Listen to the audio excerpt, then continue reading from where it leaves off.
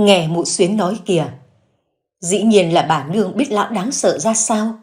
Lão dám ngang nhiên ở trước di ảnh của ông Hoạt, chiếm đoạt thân thể của bà, làm nhục bà, thì có chuyện gì trên đời này lão không dám làm nữa chứ.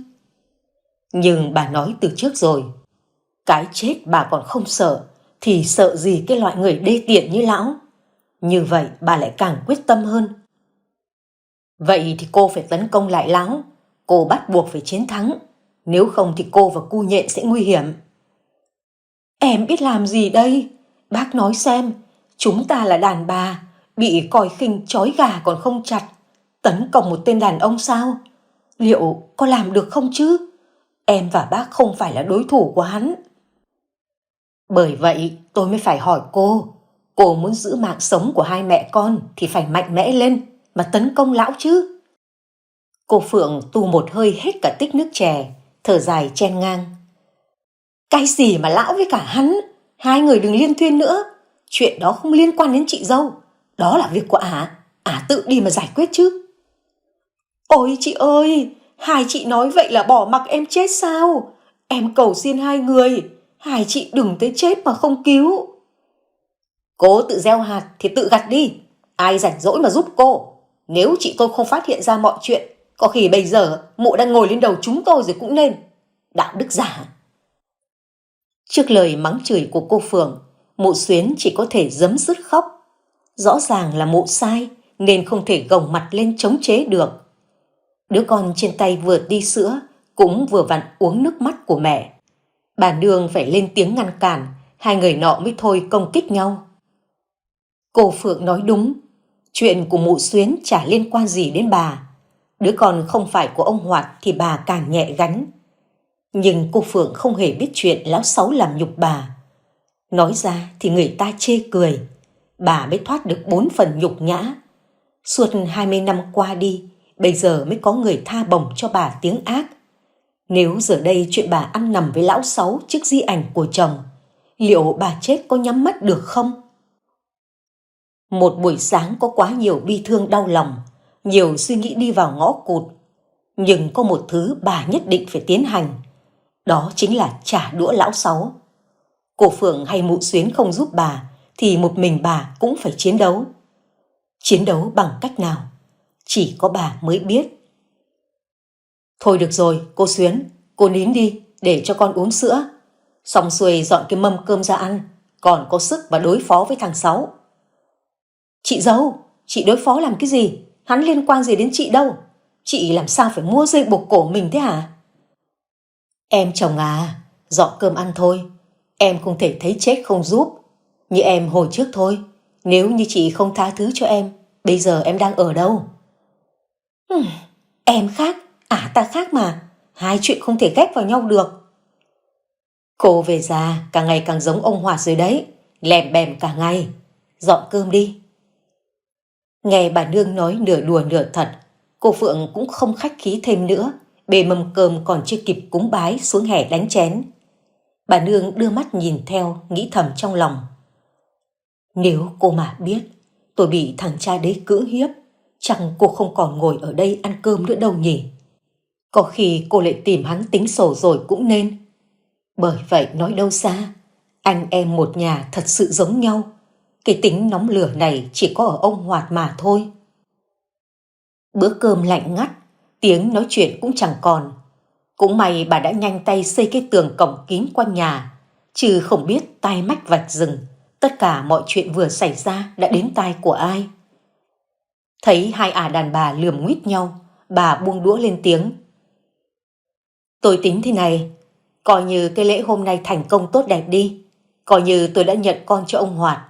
Còn cô Xuyến, cô cứ làm theo kế hoạch đã bàn với lão Sáu, xem lão còn lên kế hoạch gì tiếp theo hay không. Trong khi mụ Xuyến ngơ ngác, thì cô Phượng đã mắc nghẹn vì sặc cơm, đang vội nuốt cơm để chen ngang, thì bà nương lại tiếp tục. Tôi sẽ giúp cô, và ngược lại, cô phải tìm cách để dạy cho lão một bài học. Lão phải bị trừng phạt, cô và thằng Nhện mới có thể sống tốt. Nhưng dù sao đó cũng là bố của cô Nhện, làm cách nào tốt nhất được hả chị? Tôi biết cô đang lo sợ, hoang mang. Thằng bé này lớn lên sẽ càng giống lão Sáu. Ở cái làng sành thu này cũng là điều khó khăn. Tôi sẽ bàn với em chồng tôi để đưa ra giải pháp. Cô ăn đi, xong xuôi rồi cứ về nhà bình thường như mọi ngày. Vâng, thôi em nhờ hai chị giúp em thật sự không biết phải làm gì nữa. Ăn đi, lát tôi đưa cho ít tiền. Đóng kịch là phải đóng cho hợp vai. Cô nên nghĩ rằng một là cô chết, hai là lão. Cô mà chần chừ tôi bỏ mặc cô đấy. Nghe lời đanh thép này, mụ Xuyến không dám nghĩ đến chuyện khác ngoài chuyện lật tẩy lão Sáu. Bản chất của lão từ xưa đến nay vẫn vậy, chỉ có mụ là mù quáng, không nhận thấy thôi. Chính mụ lấy tay che mắt thì phải tự mình tháo gỡ. Muốn nhìn thấy ánh sáng hay bóng tối là do chính mình quyết định.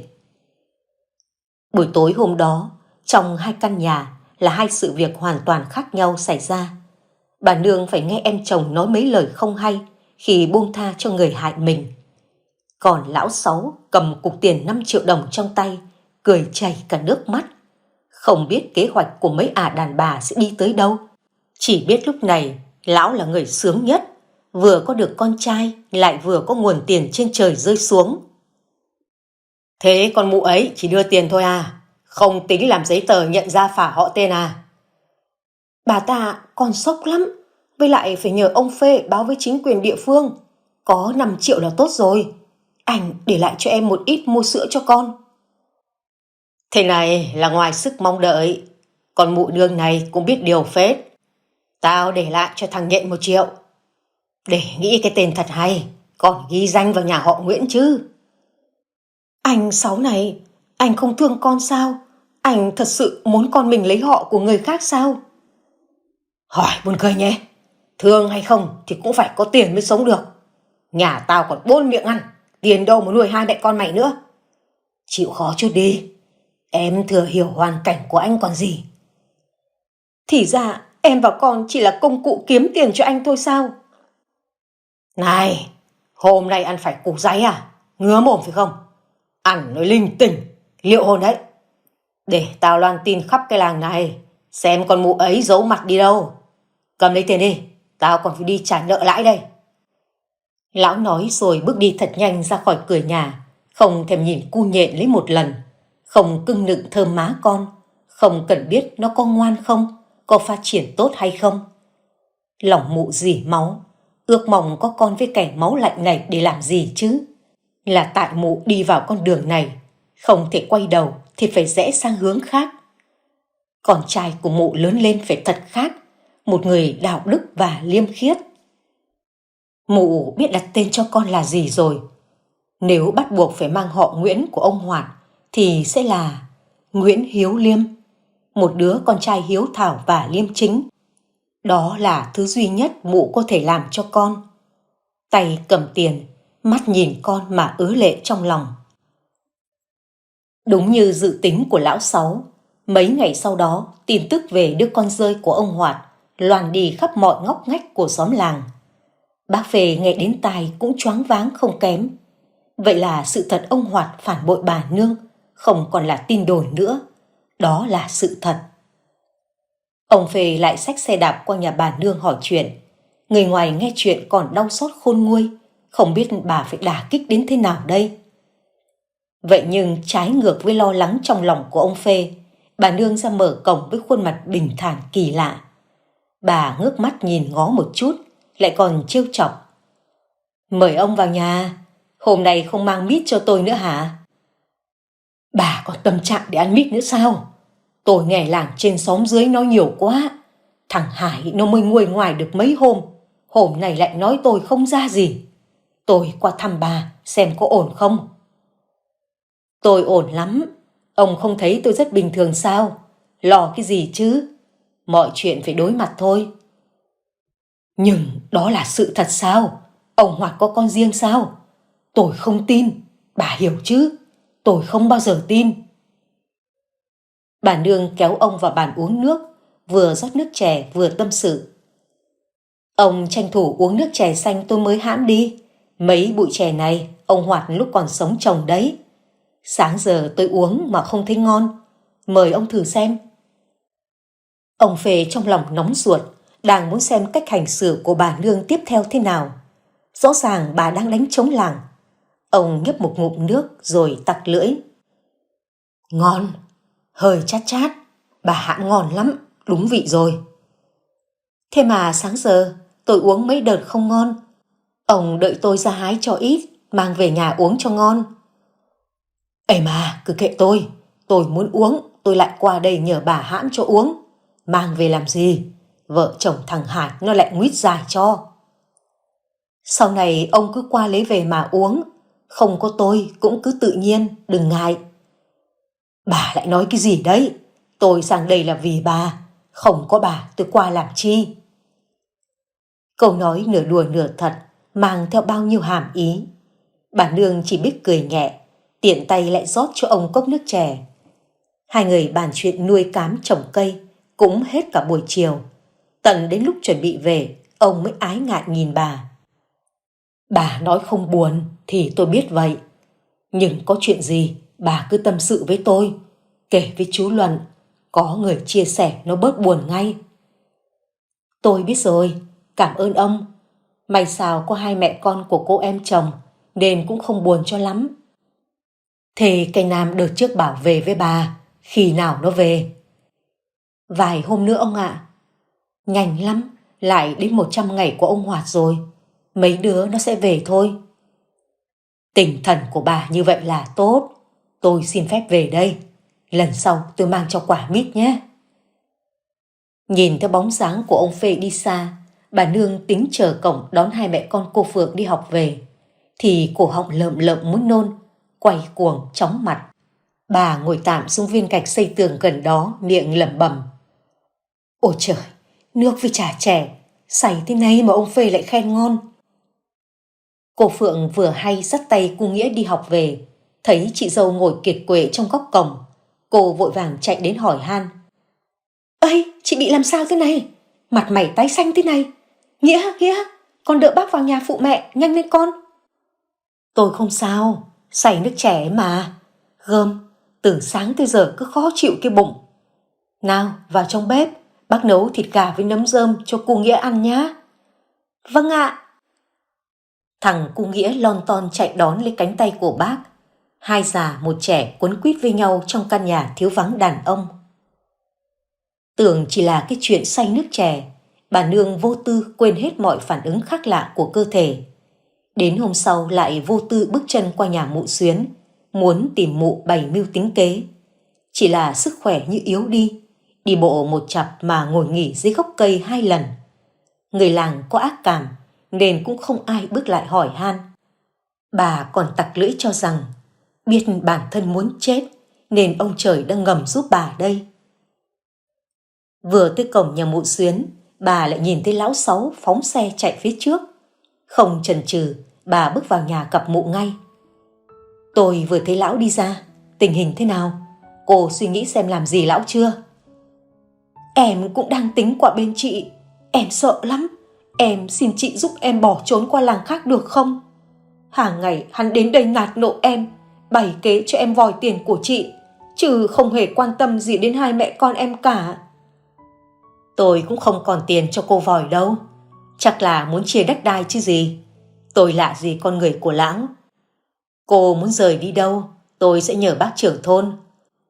Bán miếng đất mà cô đang sống, chắc cũng đủ tiền để mua lại một miếng nhỏ. Ở đây cô cũng không thể hại hắn được, còn thằng Nhện không thể manh động được đâu. Em cảm ơn bác nhanh giúp em với. Em đau lắm, chưa hết cữ mà hắn đã hành hạ, ép giục em rồi. Vừa nói mụ Xuyến vừa kéo ống quần lên cao, những vết bầm tím dần dần xuất hiện. Chưa hết, còn có thêm những dấu tay cào thịt đến rỉ máu. Bà nương run rẩy, cổ họng muốn nôn. Bà quay mặt đi, đưa tay bịt lên miệng của mình, kìm nén.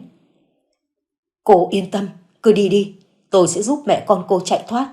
Tôi về đây. Bác nương, bác cũng nên cẩn thận, hắn ta rất đáng sợ. Bà nương chỉ gật đầu rồi ra về. Nhìn đứa nhỏ nằm gọn trong tấm chăn mỏng, bà ứa lệ. Tự dưng lại thương mụ ta đến như thế. Bà cũng từng bị hắn làm nhục, bà hiểu được cảm giác đó. cảm giác như muốn chết ngay tức thì. Bà ra về mang theo cảm giác tởm lợm trên cơ thể, cổ họng vẫn muốn nôn, nhưng thực chất chỉ là dạ dày cuộn trào từng đợt ở chua khiếp sợ. Nước đọng ở đâu dâng lên miệng. Bà quỵ gối cúi đầu xuống một gốc cây thỏa sức nôn khan. Nước mắt ở đâu chảy ra không ngừng, vừa thở vừa mệt. Người đi đường vẫn dương đôi mắt không mấy quan tâm đến bà, nhưng lại xuất hiện ở đâu đó tập trung bàn luận về chuyện của bà. Bà thật sự không quan tâm. Cái bà cần làm đó chính là trả cho lão Sáu những gì lão đáng phải nhận. Lần đầu tiên trong đời, bà xuất hiện tại nhà ông Phê với một bó chè xanh tươi ngon. Cả Hải và Mai đều có nhà, đưa mắt nhìn nhau kinh ngạc. Ông Phê đang chơi với cháu nội trong nhà cũng không kém phần ngạc nhiên. Ôi, bà Đông, mời bà vào trong. Gọi tôi là nương được rồi, khách sáo làm gì? Tôi mang cho ông bó chè, bảo mấy đứa nó hãm cho uống, để lâu nó già mất. Ông Phê đon đả nhận lấy, rồi mang ra giếng để bó chè xuống chậu nước cho tươi ngon. Ông sai con dâu ra vườn hái mấy trái lựu đỏ, mang vào tiếp khách. Ông hổ hởi sốt sắng, giống như thanh niên lần đầu có bạn gái đến chơi, khiến bà cũng cuống cuồng theo ông. Mời bà vào nhà, chẳng có chuyện gì quan trọng, nên bà mới qua đây tìm tôi hứ. Tôi có chuyện này, mong ông giúp nhanh cho. Miếng đất cuối làng nhà cô Xuyến, bán nhanh thì được bao nhiêu? Cái cô Xuyến đó là người qua lại lén lút với chồng bà. Sao bà lại hỏi đất nhà cô ấy? Cô ấy nhờ tôi bán giúp, để tôi đưa mẹ con cô ấy về chăm lo. Mình phải có trách nhiệm chứ ông. Nghe đến đây gai ốc của ông Phê nổi cộm. Có ai mà tin được tấm lòng của bà nương lại rộng lớn như vậy, đưa cả nhân tình của chồng về chăm sóc. Ông có nghe nhầm hay không chứ? Bà nói thật đấy à? Tôi không đùa. Ông là trưởng thôn nên sẽ giúp tôi nhanh hơn. Bí mật giúp tôi nhé. Tôi chỉ có tin vào ông thôi. Được rồi, để tôi bàn tính lại. Nhưng bà ổn chứ? Người đàn ông này thật kỳ lạ, lúc nào cũng hỏi bà câu hỏi đó. Bà có ổn hay không, chính bản thân ông cũng rõ mà. Từ ngày ông Hoạt mất, chưa bao giờ bà ổn cả. Nhưng bà thấy vui vì có một người bạn như ông, một người có thể tin tưởng nhờ cậy. Nói chuyện thêm một lát, bà nương cũng vội vã ra về, kẻo mấy đứa con lại làm khó cho ông. Ánh mắt chúng nó không mấy thiện cảm nhìn bà. Chuyện trong nhà không thông thì sao ông Phê có thể lo chuyện thiên hạ? Tối đó bà nương bàn với cô Phượng về ngôi nhà cũ bên làng Xuân Hương, ngôi làng ngày trước bà làm dâu. Lúc đầu cô Phượng còn ái ngại ấp úng vì nhắc đến chuyện cũ, nhưng sau khi nghe kế hoạch của bà, cô cũng tặc lưỡi bàn thêm. Chị có đưa mụ ấy qua bên làng Xuân Hương cũng chả thoát được ông Sáu đâu. Hai làng gần nhau, tìm chả mấy chốc là thấy. Thế cô tính xem phải đưa mẹ con cô Xuyến đi đâu? Hay là thế này, chị nhờ cha Luận ấy, chở mụ ấy lên huyện, thuê tạm cái nhà trọ nào đó ở đi, rồi tính tiếp. Nghe chị kể lại thì mụ ấy bị ăn tẩn dồn dập nhỉ? Ừ, để tôi tính. Để lâu không ổn, lão Sáu này dở thói côn đồ rồi. Gớm, máu mủ còn không thương thì thương gì cái ngữ đẻ thuê, đáng đời. Cô nguyết dài quay mặt vào trong. Bà nương cũng không trách được em chồng. Đó là suy nghĩ chung của những người có bản ngã về sự đời. Bà thì khác. Chỉ vì không muốn sống tiếp nên bà chấp nhận làm những việc cuối cùng cho kiếp người này thôi. Kéo chăn đắp cho cô Nghĩa, bà thở dài trăn trở cả đêm khuya. Thời gian chờ đợi bán đất cho mụ Xuyến, bà nương vẫn bị những cơn âm ỉ bụng dưới hành hạ. Buổi sáng nọ, khi đang mỏ mẫm đánh răng, bà tiếp tục nôn khan, khiến cho cô Phượng nhắc nhở. Để lát em đưa thằng Nghĩa đi học về, em chở bác lên trạm xá khám. Chắc dạo này suy nghĩ nhiều mà bị dạ dày rồi. Lần trước đi khám tổng quát, bác vẫn ổn mà nhỉ? Tôi không sao đâu. Hai mẹ con ăn sáng đi, rồi đưa cô Nghĩa đi học. Tôi cũng có chuyện phải đi ra ngoài một chút. Chiều về đi khám sau cũng được cô ạ. Vâng, thế chiều em đưa bác đi. Không chủ quan được đâu. Lằng nhằng lại lên bàn thờ ngồi với anh trai em đấy. Câu nói đùa vô tư đó thốt ra miệng, cô Phượng đâu có biết lại chính là ước mong của bà. Nghìn lần vạn kiếp, bà chỉ mong được chết đi. Bởi vì có sự xuất hiện của hai mẹ con cô Phượng, nên mấy chai thuốc sâu bà Nương giấu kín trong chuồng lợn, không có cơ hội được dùng đến. Ban đầu bà tính dụ dỗ lão Sáu đến nhà, pha nước cho lão uống, lúc đó mạng đổi mạng. Bà cùng với lão gục chết trước bàn thờ của ông Hoạt. Nhưng giờ đây kế hoạch đó đã hoàn toàn đổ vỡ, bà phải tính một kế khác. Và cũng bởi vì cái ý chí trả thù quá đỗi sâu sắc, nên bà quên mất bên cạnh mình là những khoảng lặng bình yên, là hạnh phúc gần kề. Bà có những thứ mà bao nhiêu người thèm khát. Chỉ cần một lần nhìn lại, hạnh phúc sẽ mỉm cười với bà. Sau khi ăn sáng xong, bà Nương qua nhờ chú Luận tối đến sẽ qua nhà mụ Xuyến, chờ mẹ con mụ ấy rời đi trong đêm. Bà cũng tranh thủ đi mua thêm một con dao nhọn, giấu kín trong người. Đêm qua bà ngồi khâu thêm một cái túi dài trong vạt áo, để có thể giấu hết được bí mật của bản thân. Lấy giấy báo gói ghém con dao cẩn trọng, bà đi về chờ đợi những cơn giông kéo đến. Buổi chiều cô Nghĩa bị đau bụng, cô giáo dắt về tận nhà trả cho mẹ, làm cô Phượng bận rộn lấy ngải cứu giã sống cho con uống. Loanh quanh luẩn quẩn cũng hết cả chiều tà. Bà Nương cũng sốt sắng không kém, quên luôn cả chuyện lên trạm xá khám bệnh. Buổi tối ngồi trước cái vô tuyến im lìm, từ ngày thằng Đông mua mang về, bà chưa mở lại lần nào. Đó là mong ước của chồng bà. Ông không còn, bà cũng không muốn mở lên xem. Bà đang chờ đợi sự phẫn nộ, chờ đợi tin báo từ chú Luận. 11 giờ đêm, xóm làng yên ả. Mẹ con nhà cô Phượng say ngủ, tiếng chó sủa văng vẳng phía xa. Chú Luận đã đánh chiếc xe Cúc 81 về nhà.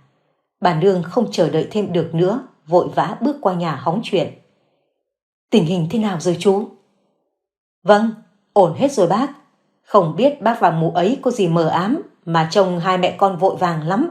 Có mang theo gì đâu, bế mỗi đứa bé xuống huyện. Ổn là tốt rồi, dù sao cũng cảm ơn chú. Tiền xe hết bao nhiêu tôi gửi. Ấy, em giúp thôi, tiền nong gì. Vợ chồng em vẫn mang đồ xuống huyện bán, coi như đi khảo sát thị trường. Thôi kệ, tôi đưa 100, mai mua cho các cháu miếng thịt mà nấu cơm ăn. Vậy tôi về nhé, có gì nói chuyện sau, đêm muộn rồi, cảm ơn chú. Vâng, bác về. Mà dạo này nhìn bác xanh xao quá, bác cần em chở đi khám bệnh không? Không sao, tôi ổn cả. Bà Nương bước về nhà chênh chao với cơn lợn cợn trong họng. Lần này bà không thể không tin vào cơ thể của mình. Pha vội một ly nước muối loãng, xúc miệng xong xuôi còn tự nhủ. Đợi một chút, mình ơi, đợi tôi một chút, để tôi hoàn thành xong sứ mệnh, tôi sẽ tìm mình. Đừng làm tôi mệt, đừng giục giã tôi, mình nhé. Qua một đêm khó nhọc trăn trở, qua tới ngày mai, bà Nương thắp nhang cho chồng rất lâu, ngồi bên cạnh cho hết 3 nén nhang lụi tàn. Bà dắt con dao vào người đi một mạch đến nhà mụ Xuyến. Từ giờ phút này, chính thức bà muốn cùng với lão sống chết có nhau. Ánh điện nhập nhòe trong đêm vắng, căn nhà của mụ Xuyến vẫn ấm áp lạ thường. Mùi sữa còn thoang thoảng quanh chóp mũi của bà. Căn nhà này được ông phê cho người giao bán, nhanh chóng đã được cọc nửa số tiền, đủ để cho mẹ con mụ Xuyến sống ổn ở nơi phố huyện ồn ào kia. Bà dọn dẹp lại căn nhà. Người già khó tính, thấy gì vướng mắt cũng tỉ mẩn làm cho gọn gàng ngăn nắp. Mụ Xuyến nói rằng cách 2-3 hôm lão Sáu sẽ tìm đến mụ, bắt mụ phục vụ ái dục trên cái giường ọp ẹp này. Nhìn đến cái giường, cảm thấy chăn màn có mùi không sạch sẽ, bà kéo một đống ném vào thau nước, rồi hì hục dọn dẹp. Từ đêm nay, bà sẽ nằm ở đây, đợi chờ người đến. Đúng như dự tính của bà Nương, hơn 9 giờ tối, tiếng đồng hồ trên tường đang tích tắc từng giây. Lão Sáu xuất hiện trong nhà với tình trạng vô cùng tỉnh táo. Hôm nay lão không hề uống rượu, bước vào đến bên giường còn buông lời cợt nhả. Hôm nay thằng nhện có vẻ ngoan nhỉ, không nghe tiếng khóc. Hôm nay hết tiền nhậu nhẹt rồi, Ngày mai cô qua nhà bà già kia đòi tiền cho tôi. Vừa nói, lão vừa xoay lưng cởi áo ném xuống cái ghế gần đó. Bà nương không chần chừ, lật mảnh áo đang đắp quanh người qua một bên, cầm con dao nhọn, nhanh chóng lao đến đâm thật mạnh vào sau lưng của lão, dồn hết công lực sức mạnh. Cứ như vậy mà giằng tay xuống, tiếng gầm gừ trong miệng cũng tự nhiên mà thốt lên. Chết đi, hôm nay mày phải chết. Bỗng dưng bà nương bị gạt mạnh tay, cả thân thể loạng choạng rơi xuống đất, khuỷu tay bị đánh xuống nền gạch đau nhói. Bà còn chưa định hình được mọi chuyện, thì dưới ánh điện nhập nhòe đã bị ăn trọn 2 cái tát của gã đàn ông máu lạnh này. Khốn nạn, mày dám đâm tao! Sau 2 cái tát như trời giáng vào mặt của bà, hắn khựng lại, cười nhạo, nhưng khuôn mặt vô cùng đau đớn. Là mày, con già này, mày muốn chết chứ gì? Dám động vào ông hả? Ông cho mày chết!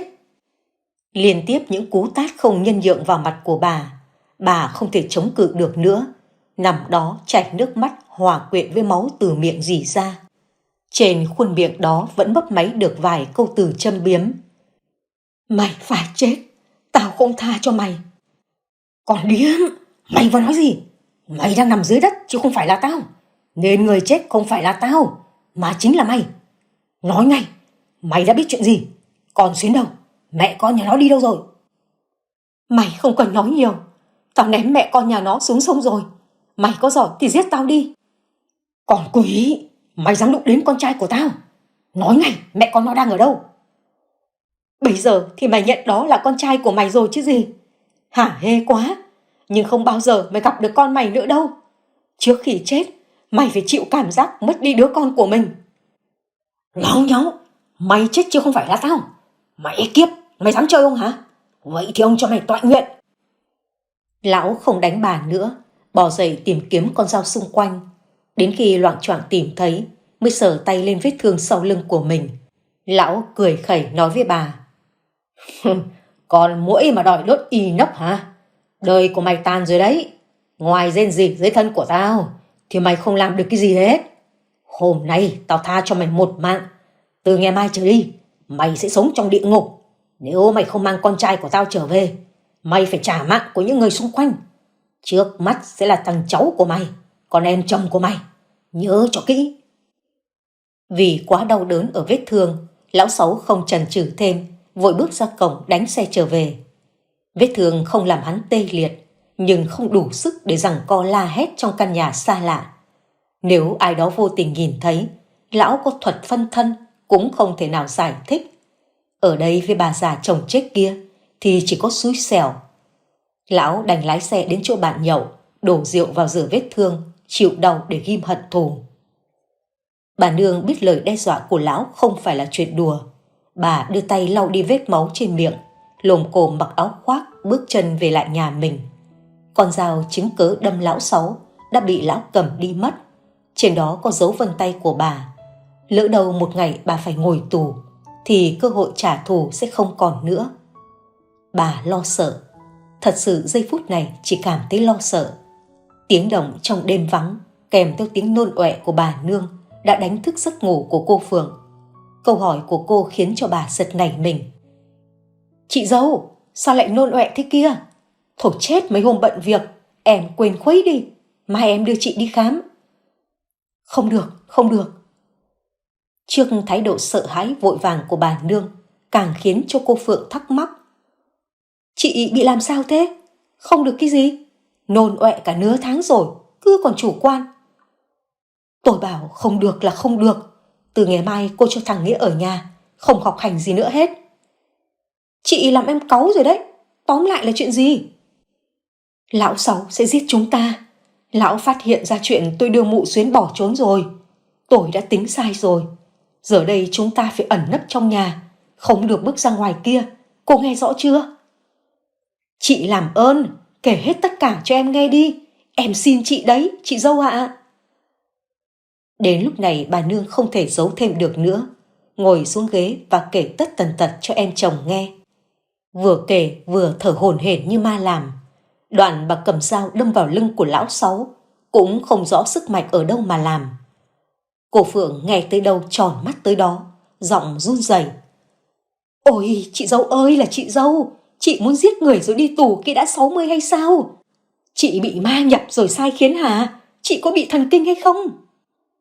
Tôi cũng muốn chết cùng với hắn, bởi vì cái chuyện bà bị làm nhục khó nói ra miệng biết bao. Bà không thể trơn mồm nói ra cho cô Phượng nghe được, đành lặng lẽ ấp úng. Chị làm sao nữa? Chị muốn lão chết, chỉ vì lão cùng với mụ Xuyến lên kế hoạch tống tiền chị á? Như vậy cũng không đến nỗi đâm người ta, chị làm em sợ quá đấy. Không phải, mà là tôi bị lão ta hãm hiếp. Trời đất ơi, tôi bị làm nhục ngay trước di ảnh của anh trai cô. Tôi nhục lắm cô biết không? Cô Phượng há hốc miệng kinh ngạc. Cái tin này khác gì là sét đánh ngang tai. Cô nhìn bà nương không chớp mắt, ấp úng như không tin những lời này là hiện thực. Chị dâu, chị đừng nói đùa như vậy không vui. Mọi chuyện là thật sao? Hắn dám làm vậy với chị ư? Tôi không nói sai một lời. Trước mặt ông Hoạt đây, tôi còn rất xấu hổ khi nhắc lại. Tôi chỉ muốn cùng với lão chết đi, để chôn vùi sự nhục nhã này. Chị tội gì phải chết? Chị có làm gì sai đâu mà chết. Em đây này, em làm sai với chị bao nhiêu việc, em gánh hậu quả nhục nhã, em vẫn ngẩng cao đầu mà sống đấy thôi. Tại sao chị phải chết chứ? Vì tôi làm sai với anh trai cô, tôi thì nhục nhã. Ngoài kia người ta nói gì tôi không quan tâm. Tôi chỉ muốn đi theo tạ tội với chồng mình. Cái đó là sai sao? Đúng, sai quá sai. Chị hơn em cả chục tuổi mà chị không hiểu vấn đề à? Chết rồi là đã chấm hết với chị rồi. Anh trai em bây giờ đi đầu thai rồi, có còn nhớ chị là ai nữa đâu mà trách móc. Chị có chết cũng không gặp được ông ấy đâu. Chị tha cho anh trai em đi, vợ chồng một kiếp được rồi. Không đúng, ông ấy vẫn nhớ đến tôi. Tại sao có thể quên được tôi chứ? Cô sai rồi. Vậy thì tôi sống còn có mục đích gì đây? Còn ba đứa con, ba đứa cháu của em nữa kìa. Chị muốn chết đến như vậy sao? Thế sao chị không chết từ 20 năm trước đi? Sống đến tận bây giờ để làm chi? Uổng phí. Anh trai em trá về người xui rủi người khác chết theo. Chị sai rồi đấy chị dâu ạ. Bà nương không thể nghe thêm được nữa. Cánh tay bấu víu trên chiếc ghế cũng theo thân thể rơi xuống. Bà chạm đất giấm dứt khóc. Bây giờ quá muộn rồi. Con dao tôi đâm lão. Lão cầm đi kiện tôi rồi. Tôi có mệnh hệ gì thì lão vẫn ung dung sống trên đời này. Tôi không cam tâm cô Phượng à. Bác cứ bình tĩnh. Em sống với thằng chồng em bao nhiêu năm, bị nó hành hạ thừa sống thiếu chết. Nhưng hắn không dám giết em, vì như vậy là phạm pháp. Cùng lắm là đánh đập, làm nô lệ thôi. Mà điều đó lão Sáu không làm được. Ở đây còn có em, có hàng xóm. Chị đừng quá lo. Thế nhưng lão ấy sẽ hại gia đình chúng ta. Thằng Nghĩa sẽ không được đến lớp.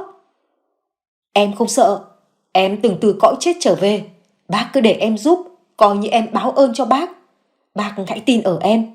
Em nói được làm được. Bác vào đây nằm với em. Nếu hắn kiện bác ra chính quyền thì mọi chuyện vỡ lở ngay. Hắn sẽ tỏ ra một đứa con riêng. Liệu có dám hay không? Thôi được rồi. Tùy cơ ứng biến. Tôi nghe lời cô. Bóng đêm kéo đến đầy đáng sợ. Lão Sáu trở về nhà trong tâm thế tức giận nhưng cũng đầy hoang mang. Bí mật về đứa con riêng đã bị bà già nương phát hiện. Chả mấy chốc thì cái làng cái xã này biết hết. Lão ngồi bần thần trước cửa nhà, từng làn khói xám đục lất phất trong đêm. Sờ tay vào con dao được bọc kín trong túi ni lông, hắn lại tiếp tục những mưu đồ toan tính ghê rợn. Phải làm cách nào để bịt mồm con mụ già này lại, nếu không vợ con hắn sẽ đuổi hắn ra khỏi nhà này. Lúc đó thì mất nhà, mất của, mất vợ, mất con. Thật ra, nếu lão là người chịu khó làm ăn, tiết kiệm, thì cuộc sống hiện giờ đã khác. Đằng này làm được đồng nào, lão đớp cho bằng sạch. Không cờ bạc rượu chè thì cũng gái gú. Mảnh đất đang cắm rùi cũng là của nhà vợ để lại. Miệng ăn núi lở. Vợ của lão tuy vẻ ngoài ít nói, nhưng là người đàn bà ghê gớm. Sống vì 4 đứa con chứ không phải vì hắn. Phụ nữ sau khi sinh 4 đứa con, cơ thể thay đổi nội tiết tố. Vợ lão không có hứng thú, cũng chẳng quan tâm đến nội tâm của chồng. Chỉ cần lão mang tiền về, làm một người cha có đạo đức là đủ. Nhưng nếu chuyện lão có con riêng bên ngoài, liệu đạo đức có còn là thứ duy nhất níu kéo gia đình này hay không? Sáng hôm sau, cô Phượng một mực bắt bà nương lên trạm xá khám bệnh. Bà cũng đành phải chấp nhận nghe theo. Giờ đây dù sống hay chết, bà cũng chẳng màng đến nữa. Đưa mắt ra con ngõ dài phía trước, lòng buồn như mớ bòng bong, gỡ mãi không được. Bà không sợ tai tiếng cho mình, chỉ sợ tai tiếng cho 3 đứa con. Sau khi đưa cu Nghĩa đi học, cô Phượng mạnh mẽ lắm, mượn chiếc xe cúp của chú Luận, chở bà lên trạm xá. Vừa đi vừa cười nói vui vẻ, giống như chuyện đêm qua chỉ là một giấc mơ. Chị không cần phải sợ gì hết, lão Sáu không dám làm gì đâu. Quên chuyện cũ đi, phải vui lên mà sống. Còn có em, có cả mọi người bên cạnh, lão đó làm gì được. Nhưng thằng Nghĩa đi học như vậy, có nguy hiểm lắm không? Em dặn cô giáo, dặn cả chú bảo vệ rồi, bác cứ yên tâm, không ai dám bén mảng đến gần thằng con của em hết. Bà nương yên lòng phần nào. Thật không ngờ hai chị em từng là kẻ thù của nhau, hận nhau đến hơn 20 năm xa cách, không một lần muốn gặp lại. Bây giờ chính cô em chồng lại đang bảo vệ an ủi cho bà. Có thể tính cách của nó không thiện lành, sẵn sàng gây gổ với người khác, nhưng chẳng phải chỉ cần bảo vệ được cho bà là tốt lắm rồi sao? Lên đến trạm xá chờ đợi được khám bệnh, cô Tâm lại một lần nữa ưu tiên hỏi han đến bà nương. Cháu mời bác vào trong, bác thấy trong người thế nào ạ? Chắc tôi chỉ mệt vì thiếu chất, hoặc dạ dày có vấn đề, chứ tôi bình thường lắm. Bác đừng ngại cháu, đợt trước cháu có kê thuốc bổ cho bác uống có thấy ổn không ạ? Bà nương vừa gật đầu vừa kéo áo lên cho chị Tâm thăm khám. Mới đưa ống nghe chạm vào lồng ngực của bà, thì bà nôn khan không kiểm soát, mặt mày đỏ ké, khiến chị Tâm hoang mang. Ấy chết, bác không sao chứ ạ? Chị Phượng lấy giúp em cái chậu trong nhà vệ sinh cho bác nôn. Tôi không sao đâu, chỉ nôn khan như vậy thôi. Nói đến đây chính bản thân của bà cũng bừng tỉnh. Nôn khan sao? Triệu chứng này không phải xuất hiện lúc bà mang thai 3 đứa con sao? Tại sao lại có chuyện này xảy ra được? Bà tự suy nghĩ rồi vội vàng hỏi chị Tâm. Này cô y tá, tôi tầm này tuổi rồi, liệu có mang thai được nữa không? Câu hỏi khiến chị Tâm và cả cô Phượng vừa cầm được cái chậu ra ngoài bàng hoàng sửng sốt. Mang thai ở độ tuổi 58 sao? Dạ thưa bác, chuyện này hy hữu lắm mới xảy đến. Cháu nói thật, ở Việt Nam chưa thấy báo chí hay vô tuyến nói về chuyện này. Nhưng mà bác nghi ngờ mình có thai sao? Đúng vậy, tôi có triệu chứng khi mang thai 3 đứa, cũng nôn khan, mệt mỏi, bụng dưới cứ âm ỉ đau cả tháng nay. Thôi thế này, bác nên đi bệnh viện huyện hoặc ra hẳn thành phố khám cho chắc. Ở trạm xá còn eo hẹp về trang thiết bị, cháu không dám chắc chuyện này. Cháu chưa gặp trường hợp nào hết kinh nguyệt mà vẫn mang thai được cả. Cháu thật sự rất hoang mang. Không chỉ riêng cô y tá hoang mang đâu, đến cả bà và cô Phượng cũng đứng hình thắc mắc. Cô Phượng còn giữ chút tỉnh táo hỏi ngay. Này, em y tá ơi, cho chị hỏi, có bắt mạch hay siêu âm được ở đây không? Đưa chị ấy vào khám. Em vừa nói rồi đấy, trạm mình chỉ tiêm phòng với trị cảm cúm đỡ đẻ sơ sài, chứ không có thiết bị tiên tiến. Chị đưa bác ra huyện càng sớm càng tốt nhé. À, em có cái que thử thai, trên huyện người ta phát đang còn, để em đưa cho bác. Bà nương im lặng không nói gì, chỉ đứng nhìn cô y tá dặn dò, rồi gật đầu cho có lệ. Hai chị em lại đèo nhau về nhà với không khí bao trùm sự im lặng. Cô Phượng muốn nói nhiều lắm, nhưng không biết bắt đầu từ đâu. Đến cả khi trả xe cho chú Luận, bà nương còn không nói được lời cảm ơn. Nhìn tình cảnh của chị dâu, cô Phượng ngao ngán. Thôi, thì mai ra huyện đi khám cho chắc chắn chị ạ. Ở nhà cứ mơ hồ, biết đâu mà lần. Cô Phượng này, lỡ tôi có thai thật, thì đứa bé không phải của anh trai cô đâu. Cả chục năm nay tôi và ông ấy vẫn ôm ấp lấy nhau, coi chuyện gì xảy ra đâu chứ. Cái đêm lão Sáu xuất hiện, chính là xuất hiện mọi tội lỗi. Bác cứ để yên đấy đi, cho em tính. Mai đi huyện khám trước xem thế nào đã. Sáng mai ngủ dậy, bác nhớ đi vệ sinh, giữ lại nước tiểu để thử cái que này luôn nhá. Em đi nấu cơm đây, bác vào trong giường nằm nghỉ đi.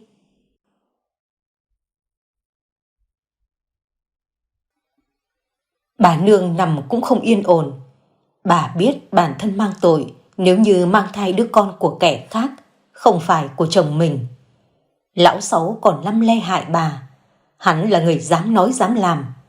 Bà biết phải làm gì để bảo vệ bản thân, bảo vệ những người xung quanh đây.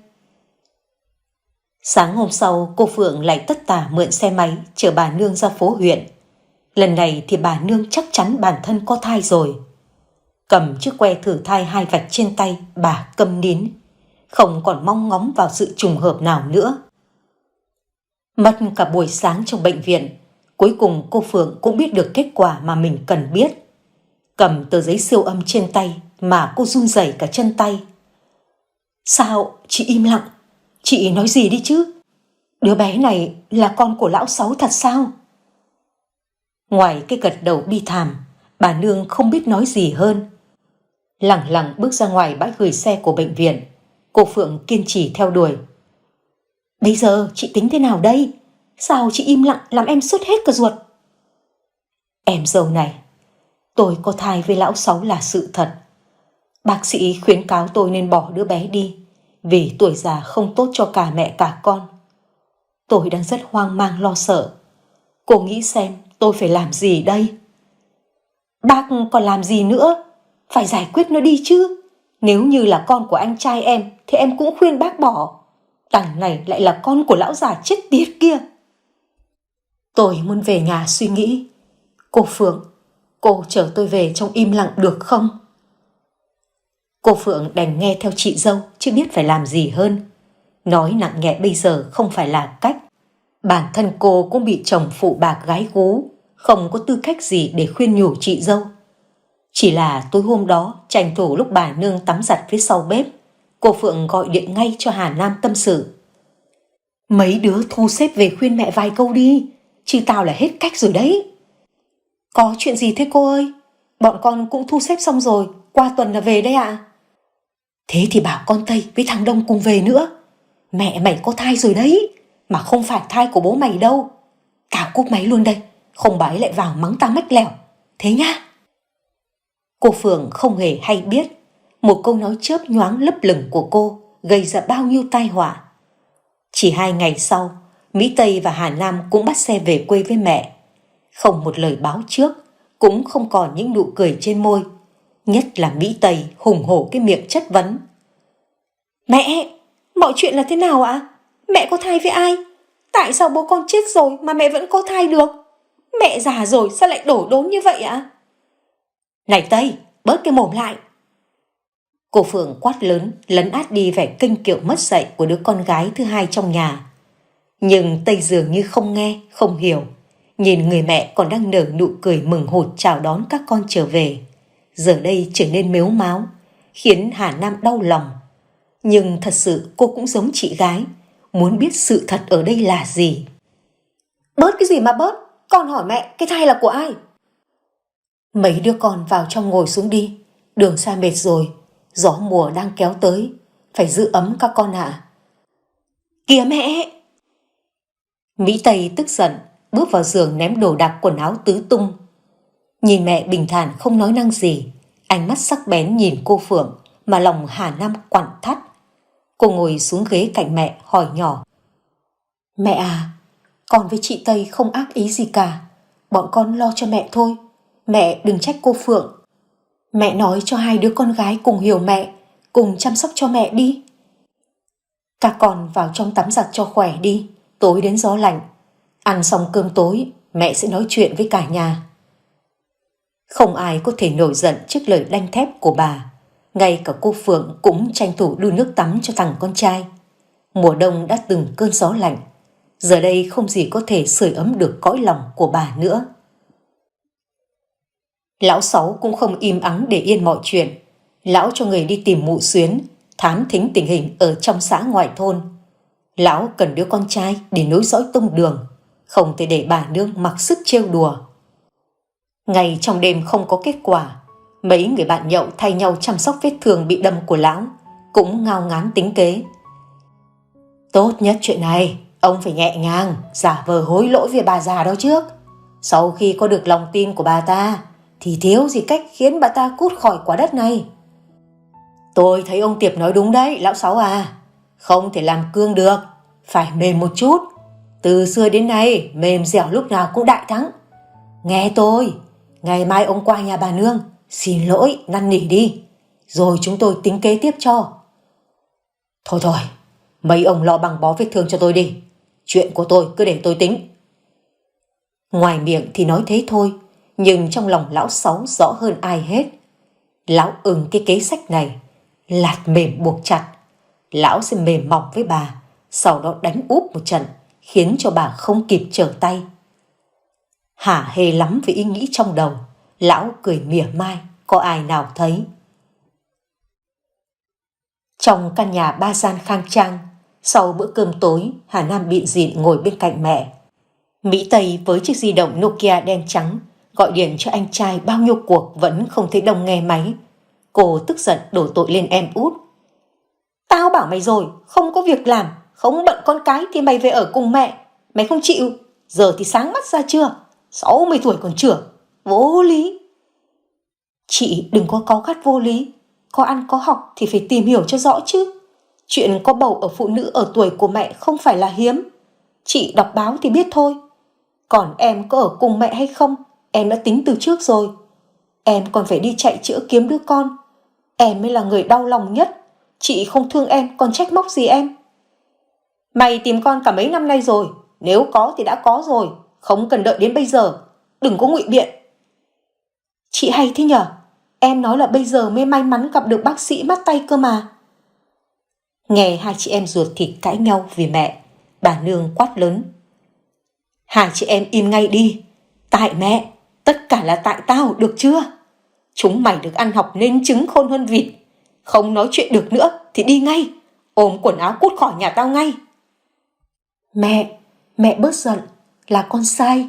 Con làm em út mà cãi chị là lỗi tại con. Nhưng sự thật bọn con rất lo cho mẹ. Mẹ hãy kể cho con nghe hết mọi chuyện có được không? Mẹ đừng giấu bọn con nữa. Nghe con gái út nhẹ nhàng tỉ tê, cơn giận của bà nương cũng nguôi ngoai phần nào. Có cả cô Phượng vừa bắt cô Nghĩa ngồi học bài xong cũng bước lại gần chị dâu, ngồi xuống thở dài, lắng nghe tất cả mọi điều giấu kín của bà. Bà nương từng lời mấp máy kể lại hồi ức cùng với ông Hoạt, kể về tổn thương bản thân phải nếm qua, kể về sự vùi dập thân xác mà lão Sáu mang đến. Nước mắt ở đâu không tự chủ cứ như vậy khóc òa. Bỗng nhiên bà trở thành một đứa trẻ bị tổn thương, cần vòng tay của mẹ sưởi ấm che chở.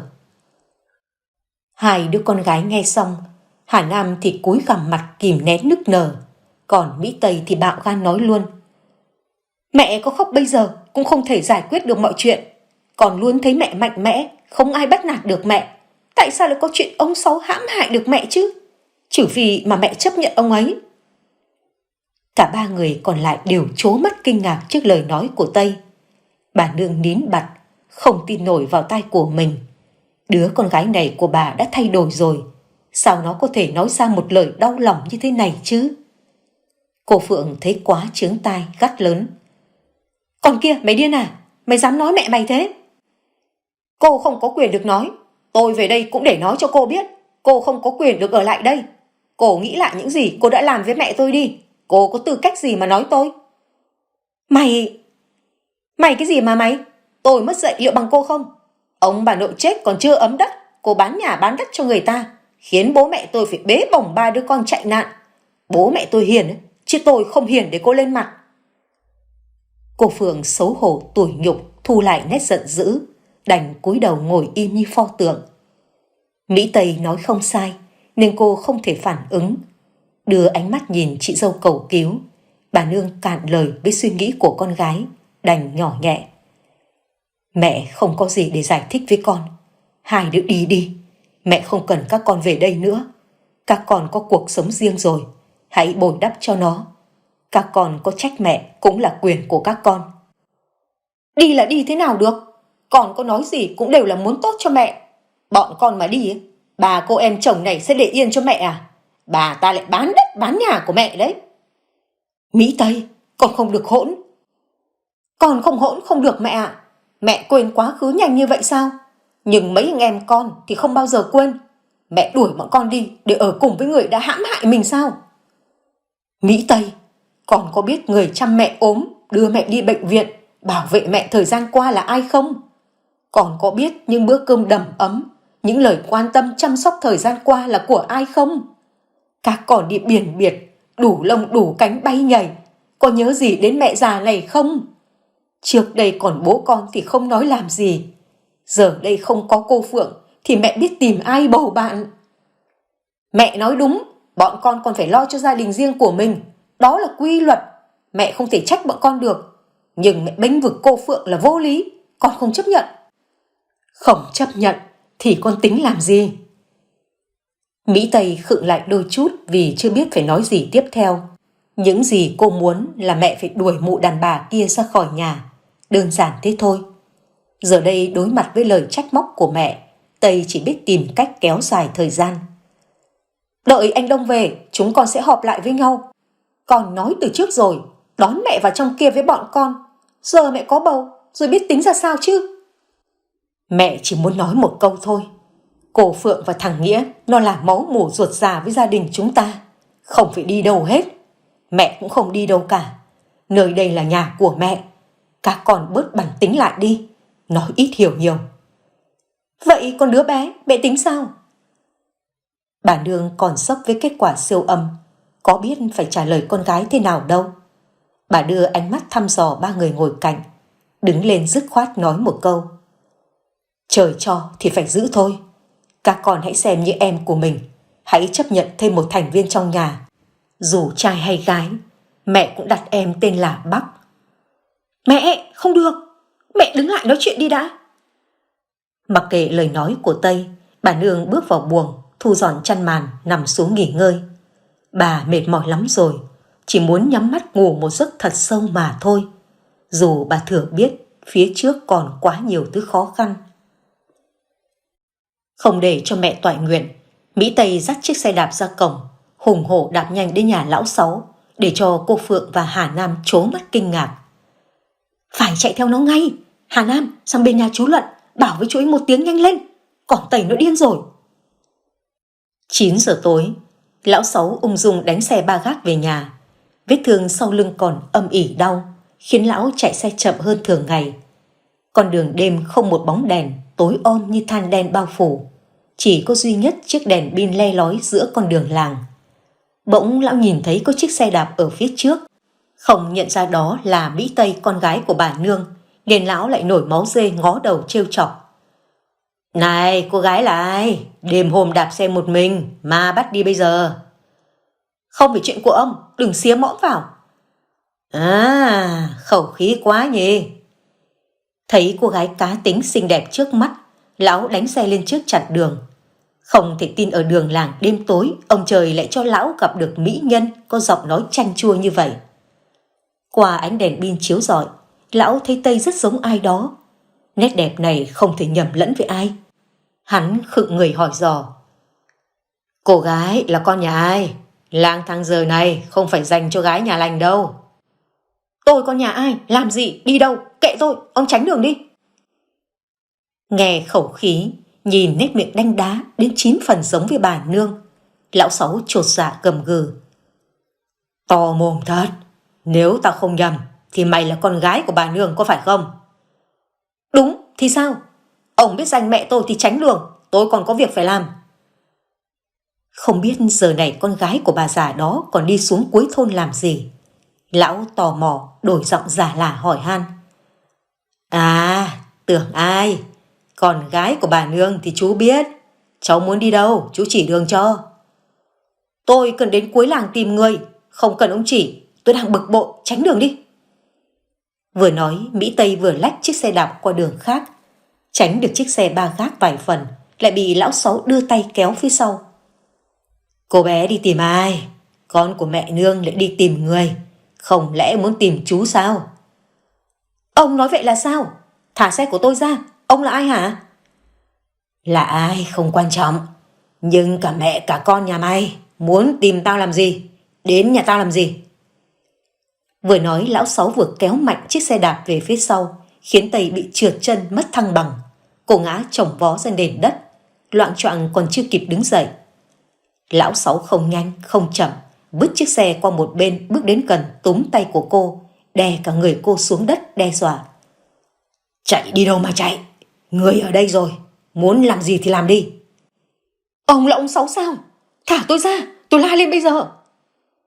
Không kịp lên tiếng kêu la thất thanh, Mỹ Tây bị lão lấy tay bịt miệng, kéo cô ném vào góc đường. Tắt đèn pin, hắn thì thầm bên tai của cô. Cả mẹ cả con nhà mày lúc nào cũng tìm tao gây chuyện. Tao cũng muốn dừng tay lắm, nhưng không được nữa rồi. Sức mạnh của người đàn ông này thật sự quá ghê gớm. Một cái quan tài 3-4 người khiêng, một mình lão còn khiêng được, thì cái thân xác đàn bà hơn 40 cân của Tây ăn thua gì với lão. Lão gầm gừ quên cả vết thương đau, lửa dục vọng hừng hực bên dưới quần.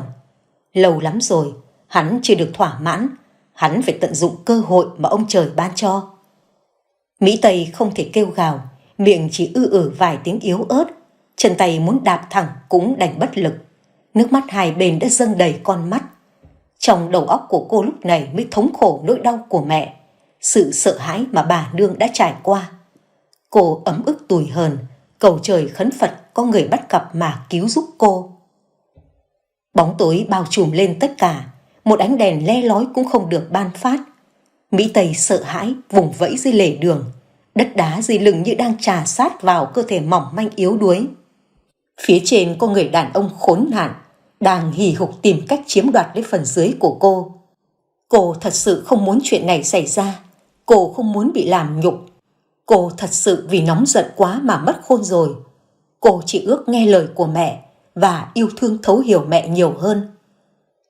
Mỹ Tây càng vùng vẫy, lão Sáu lại càng hả hê. Tao cũng muốn đấm cho mày vài phát, cho mày ngất đi. Nhưng tao không làm thế. Tao muốn mày phải vùng vẫy, thỏa mãn, chứ không giống con mẹ của mày.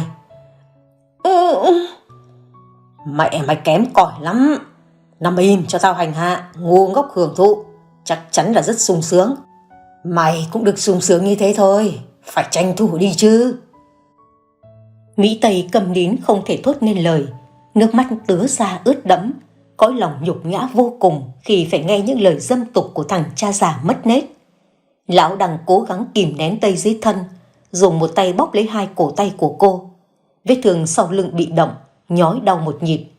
Lão khựng người, cựa quậy thân dưới điều chỉnh vết thương cho đỡ đau, thì Mỹ Tây nhân cơ hội nâng chân đạp mạnh vào vùng kín của lão, nhắm mắt lại dùng hết sức mà đạp, cứ vừa đạp vừa chửi. Thằng chó, cút đi, có ai không? Cứu tôi, giúp tôi với. Bởi vì đau chỗ vết thương tích, lão Sáu phải buông tay khỏi miệng của Tây để mặc cho cô la hét.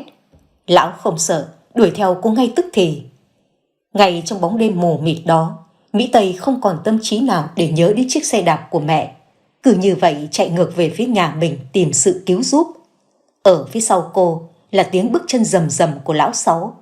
Lão đang bị dục vọng xâm chiếm, thật sự lão bị điên mất rồi. Tiếng hét thất thanh của Tây bắt đầu được chú ý.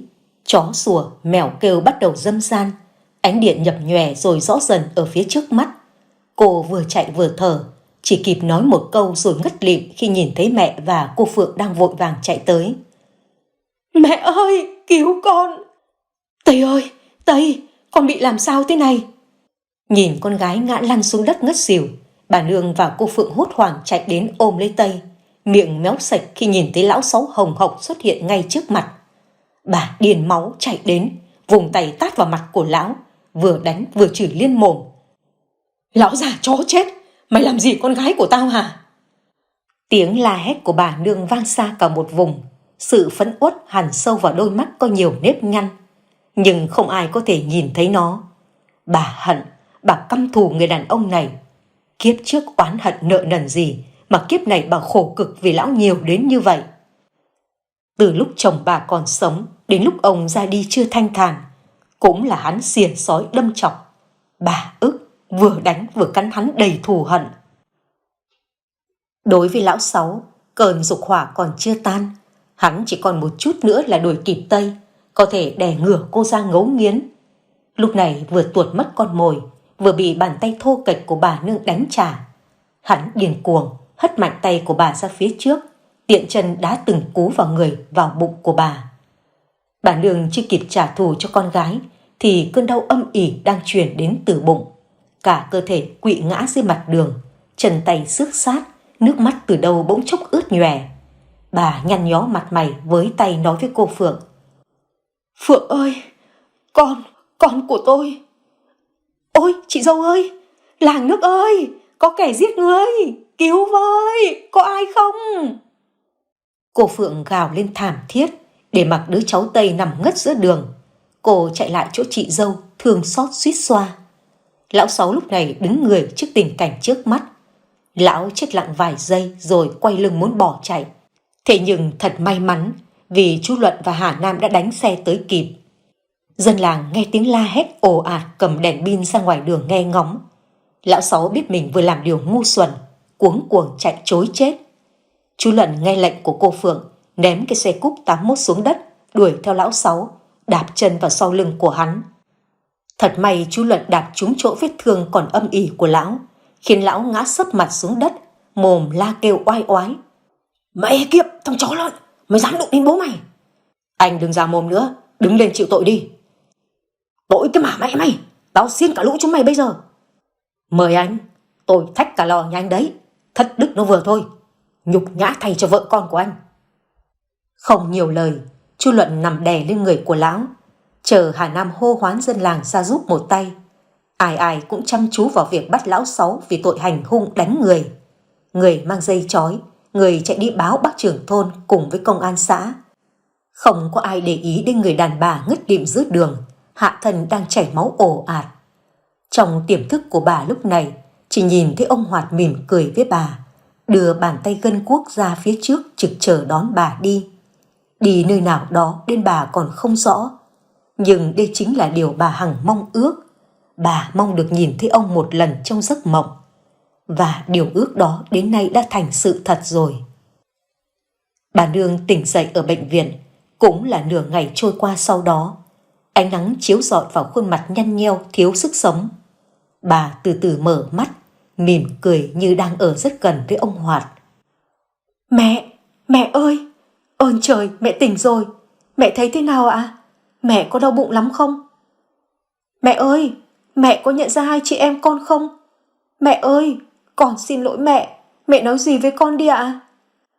Nhìn hai đứa con gái đứng chung quanh vừa gọi bà vừa khóc, bà thật sự muốn lãng quên đi mọi chuyện. Hóa ra gặp ông Hoạt chỉ là giấc mơ mà thôi. Mẹ không sao cả. Mẹ đang ở đâu thế này? Đỡ mẹ ngồi dậy nhanh lên. Mỹ Tây là người hoảng sợ nhất. Sau một đêm chật vật với nỗi kinh hoàng suýt bị làm vấy bẩn thân thể, cô mới đặt bản thân mình vào vị trí của mẹ để thấu hiểu. Thì ra cái giây phút mẹ đối mặt với lão Sáu nó kinh hoàng thế nào. Hơn ai hết, trong lòng cô lúc này mới thương mẹ, yêu mẹ nhiều hơn. Nếu như hôm qua bà nương không vì cô mà lao vào đánh đấm với lão Sáu, có lẽ mẹ cô đã không bị sảy thai. Nhìn mẹ đau đớn hôn mê, gặp ác mộng, cõi lòng cô đau buốt. Mẹ ơi, là con sai với mẹ mới khiến mẹ mất đi em Bắc. Con ngu ngốc, con nóng vội, mẹ trừng phạt con đi ạ. Con vừa nói gì? Em con không còn nữa sao? Thằng cha Sáu nó đạp chết cả con của nó rồi sao? Bà nương như không còn bình tĩnh, bà bật dậy khỏi giường, đưa mắt quan sát xung quanh căn phòng bệnh trắng toát. Mùi thuốc sát trùng còn vương vấn nơi chóp mũi của bà. Nó gần lắm, nó ở ngay phía dưới cơ thể của bà. Bà cười như khóc, đưa tay sờ lấy bụng hả hê. Đây chẳng phải là điều con muốn sao Tây? Nó thành sự thật rồi đấy. Bây giờ không còn gì vướng bận nữa rồi. Chị hài lòng chưa? Mẹ, là con sai, con xin lỗi. Giây phút con bị ông ta đè dưới đường, con mới biết đến nỗi sợ của mẹ. Con cũng đau lắm mẹ ơi. Mẹ đừng giận con, hãy tha lỗi cho con. Hai đứa đi ra ngoài ngay. Mẹ muốn một mình. Đi làm thủ tục xuất viện cho mẹ. Mẹ phải đi tìm lão Sáu tính sổ. Hôm nay lão ta phải chết. Mỹ Tây cản mẹ không được, phải đưa ánh mắt cầu cứu em gái. Hà Nam là người quan sát rộng, nói ít hiểu nhiều. Cô nhẹ nhàng ôm lấy cánh tay của mẹ, tháo mấy sợi dây chuyền nước, nhỏ nhẹ. Mẹ bình tĩnh một chút. Ông ấy bị bác Phê và công an đưa lên xã tạm giam rồi. Mẹ phải khỏe để có sức chống lại lão. Trong lúc mẹ hôn mê, chị Tây có viết đơn tố cáo, đơn tường trình sự việc rồi. Mẹ cứ ở đây dưỡng bệnh cho tốt.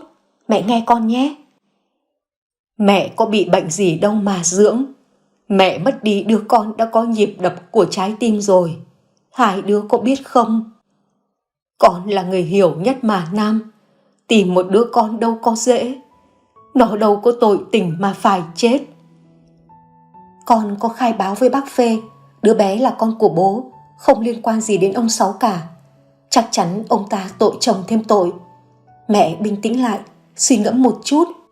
Đứa bé này mất đi cũng giúp chúng ta trừ khử được một tên lưu manh khốn nạn. Mẹ lại dừng ngồi xuống, con kể chuyện cho mẹ nghe. Bà nương nguôi ngoài đôi chút, buông thõng cánh tay để hai đứa con dìu lại giường bệnh. Mỹ Tây biết ý đi gọi y tá vào chăm sóc cho mẹ. Chỉ còn lại hai mẹ con. Hà Nam lại tiếp tục thỏ thẻ. Mẹ à, chị Tây cũng tội nghiệp lắm. Đêm qua chị ấy thức trắng bên mẹ, nhìn mẹ trải qua bao nhiêu cơn ác mộng. Chị ấy khóc sưng cả mắt. Vì biết tội, khổ thân, chị suýt bị lão Sáu hãm hại. Mẹ nên tha thứ cho chị. Bây giờ chị nhận ra cái sai rồi mẹ à. Nam à, con nói xem, em Bắc nó có hận mẹ không? Con có xin em về để mẹ chôn cất làm phước cho em không? Con có làm hết rồi, đợi mẹ khỏe mình về làm lễ cho em. Ừ, thế thì tốt, để nó không oán mẹ. Mẹ có tội, mẹ sẽ gánh. Mẹ sẽ bắt ông ta phải trả giá. Bà nương nói xong, ánh mắt đục ngầu, nhìn chằm chằm ra phía cửa. Một lời nói về Mỹ Tây đều đánh trống làng. Bà chỉ biết phải đối mặt với con gái về chuyện này thế nào.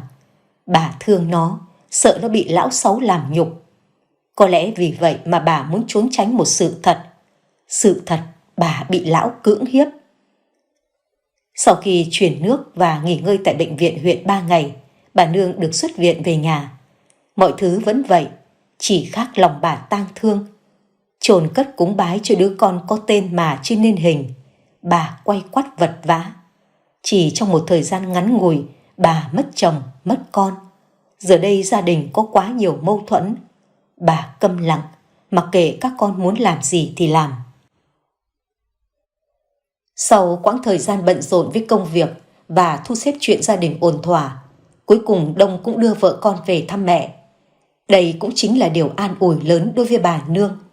Thằng con chỉ muốn thoát cảnh nghèo khó, chỉ muốn biến khỏi vùng quê rắc rối, không muốn bon chen với những kẻ lắm mồm ở vùng quê này. Ngày hôm nay lại đon đả quan tâm chăm sóc cho bà. Mẹ ơi, mẹ ăn tí cháo gà, vợ con nấu kèm với đậu xanh ngon lắm, con thổi nguội cho mẹ ăn nhé. Cứ để đấy cho mẹ. Đông này, mọi chuyện cũng lo xong rồi, mẹ khỏe nhiều rồi. Ngày mai con chở mẹ lên ủy ban, mẹ muốn giải quyết lão Sáu. Mẹ cứ yên tâm, con có dò hỏi bác Phê rồi, có giấy mời mẹ vào thứ 2 tuần sau. Mẹ nghỉ ngơi thêm đã. Mẹ không thể trì hoãn thêm được nữa. Đông à, con phải giúp mẹ, đòi lại công bằng cho mẹ. Đông lúc này mới thấu hiểu cảm giác làm người đàn ông trụ cột trong nhà. Hắn bỏ bát cháo xuống giường, nắm lấy tay của mẹ, khẳng định chắc chắn. Mẹ yên tâm, con sẽ đòi lại công bằng cho mẹ và em Tây. Từ nay mẹ đừng giấu con chuyện gì nữa nhé. Mẹ khổ cực mãi rồi, lo cho các con cả đời rồi. Còn ngu ngốc bây giờ mới thấu hiểu. Mẹ hãy tin ở con nhất định nói được, làm được. Ừ, mẹ yên tâm rồi. Hãy yêu thương gia đình, các em của con Đông à. Rồi mẹ cũng không sống mãi với các con được. Con là anh cả, phải biết bảo vệ tổ ấm của chúng ta. Con xin nghe lời mẹ dặn, mẹ ăn cháo cho nóng nhé. Bà Nương được nhẹ lòng, ăn hết tô cháo gà nóng. Cả Tây và Hà Nam đứng bên ngoài cũng nghẹn lòng hối hận. Mấy đứa con lớn lên, ra đời lập nghiệp, đã bao giờ nghĩ đến những điều mẹ vừa căn dặn hay không? Hay chỉ cố bon chen, tranh giành nhau từng chút một? Tây là đứa nghẹn ngào nhất, cô còn là đứa đầu têu đòi bán đất của mẹ, ích kỷ chỉ biết đến bản thân mình. Ôm lấy khuôn mặt nức nở, chạy xuống bếp với cô Phượng cùng với vợ của Đông mà khóc nghẹn. Thôi nào, đừng khóc nữa, mạnh mẽ lên, rồi mẹ mày sẽ hiểu và nói chuyện lại với mày thôi, đừng yếu đuối nữa con. Cô Phượng ơi, là tại con hư, con bất hiếu mới khiến mẹ con buồn lòng. Con còn buông lời mắng chửi cả cô nữa. Nếu không có mẹ, không có cô, con đã bị ông Sáu kia hiếp đáp rồi. Nín đi, mọi chuyện qua rồi, đừng để thằng Nghĩa với thằng Tôm nó cười cho. Chị dâu đứng gần đó cũng lên tiếng chêm vào trêu chọc. Lêu lêu cô Tây, lớn rồi còn khóc nhè nhỉ? Tôm không được bắt chước nghe chưa? Chị dâu, chị còn trêu em nữa. Chồng chị cũng đang khóc trong nhà kia kìa. Đấy, nói mới nhớ cô Phượng ạ. Lần trước từ quê vào, anh Đồng tính cách khác lắm, bắt buộc phải thu xếp công việc về với mẹ. Anh ấy còn khẳng định một câu, ở trọ cả đời cũng được, miễn là còn mẹ còn quê hương. Thằng này coi vậy mà khá đấy. Bố mẹ nó ở đây, người thân máu mủ nó ở đây, làm sao mà quên được. Sau này cu Tôm cũng phải về quê thăm bà, thăm người thân, không được quên nguồn cội của mình, nghe chưa nào? Vâng ạ. Tiếng cười giòn giã lại vang lên dưới căn bếp chật hẹp. Mỹ Tây vừa gạt nước mắt vừa toe toét khuôn miệng.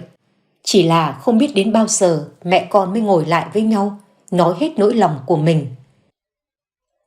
Đúng như giấy hẹn được mời từ trước, thứ hai đầu tuần, bác Phê và chú Luận cùng với mấy đứa con chở bà Nương lên ủy ban huyện để giải quyết công việc. Lần này có dân làng đi theo làm nhân chứng, càng tăng thêm độ chiến thắng trong lòng của bà Nương. Chỉ là không ngờ cảnh tượng trước mắt làm cho bà hoang mang. Cô Thúy, vợ của lão Sáu, tay dắt ba đứa con gái nhỏ, đứng ngay trước cổng ủy ban la hét vào bên trong. Còn đứa con gái lớn mồm nhai kẹo, hai tay khoanh trước ngực đứng xa cổng ủy ban, có vẻ như không thèm quan tâm đến mọi chuyện. Ôi làng nước ơi, ra đây mà xem, chúng nó vu oan cho chồng tôi, khiến mẹ con tôi sống chật vật cả tuần nay rồi đây. Nhốt chồng tôi đánh đập, tôi sẽ kiện các người, kiện tất cả phải đi tù mọt gông. Bà kiện được ai? Tiếng của bác Phê vang lên khiến cô Thúy xanh mặt quay lại. Vừa mới kịp định hình có bóng dáng của gia đình bà Nương, cô ta tiếp tục la hét tiếp. Mụ già kia, mụ muốn gài chồng tôi, mụ nghĩ mụ là gái còn trinh hả? Dụ dỗ chồng tôi không được, nên gài ông ấy chứ gì, cái thứ khốn nạn, chết đi. Này cô Thúy, cô đừng gắp lửa bỏ tay người. Vợ chồng nhà cô giống nhau như lúc nào cũng đóng vai nạn nhân. Tôi không vu oan cho ai hết, mời vào trong ủy ban làm việc. Mụ già cứ chờ mà xem. Để cho bà Nương ra mặt, mấy người đi sau không can thiệp quá nhiều. Mọi người nhìn thẳng, ung dung bước vào trong ủy ban. Có đầy đủ nhân chứng sống, bằng chứng, thì lão Sáu có chạy đằng trời. 9 giờ sáng, sau khi đông đủ các cán bộ và công an viên xã, bác Phê cũng được ngồi vào vị trí coi xét vụ việc. Lão Sáu được dẫn ra trước văn phòng ủy ban, khuôn mặt xám xịt tức tối, nhìn chằm chằm vào bà Nương không rời. Giữa băng ghế dài hai bên, một bên là gia đình bà Nương, một bên là 4 đứa con cùng với cô Thúy đang thút thít khổ sở. Nhìn vào có ai ngờ, một cô Thúy hiền dịu vì mù quáng tin chồng mà sừng cổ chửi người như hát hay, còn đang tính khóc lóc kêu oan. Bác Phê đã lên tiếng nói trước. Kính thưa hội đồng xét xử huyện, tôi là Ngô Đình Phê, giữ chức vụ là trưởng thôn của thôn Sành Thu. Nay vì sự việc của ông Sáu quá nguy hiểm, phải đưa lên cấp huyện giải quyết. Tôi có đưa theo bà Nương và cháu Tây đây, là nạn nhân, cũng chính là nhân chứng sống của vụ việc. Trong đây là tất cả những gì chúng tôi báo cáo. kính mong hội đồng xem xét. Giữa lúc tiếng ồn ào vang lên dồn dập bên tai, bà nương bị ánh mắt của lão Sáu đang xoáy sâu vào tâm can mình. Bà giật thon thót, chỉ sợ lão sẽ đổ thêm dầu vào lửa, không chịu án phạt của luật pháp. Đầu óc của bà choáng váng, mãi đến khi nghe một vị lãnh đạo hỏi lớn, bà mới choàng tỉnh. Bà Nguyễn Thị Nương, bà nghe rõ rồi chứ? Bà có cần góp thêm ý kiến gì nữa không? Bà Nương. Vâng, tôi nghe. Chúng tôi đang muốn lắng nghe ý kiến thêm của bà. Sự việc bà mất con rất nghiêm trọng. Bà có muốn đóng góp thêm tội trạng hay khoan nhượng cho ông Sáu đây không? Tôi không thể khoan nhượng. Đó là con của tôi. Ông ta giết con của tôi. Việc làm này không thể tha thứ. Nhưng ông Sáu trình bày với chúng tôi, ông ấy không cố ý, không biết bà có thai. Chỉ là hành động chống trả lại sự quá khích của bà. Bà nghĩ sao? Bà nương ấp úng nghẹn lời, vì đúng sự thật lão Sáu không hề biết bà có thai. Nhìn thấy mẹ ngập ngừng, Mỹ Tây chen ngang. Chuyện của mẹ tôi có thể lão không cố ý, nhưng chuyện của tôi thì lão cố tình. Tôi kiện, phải kiện đến cùng. Trong lời khai của ông Sáu đây, nói rằng đêm hôm thấy cô đạp xe một mình, vì muốn chỉ đường giúp cô nên lại gần nói chuyện.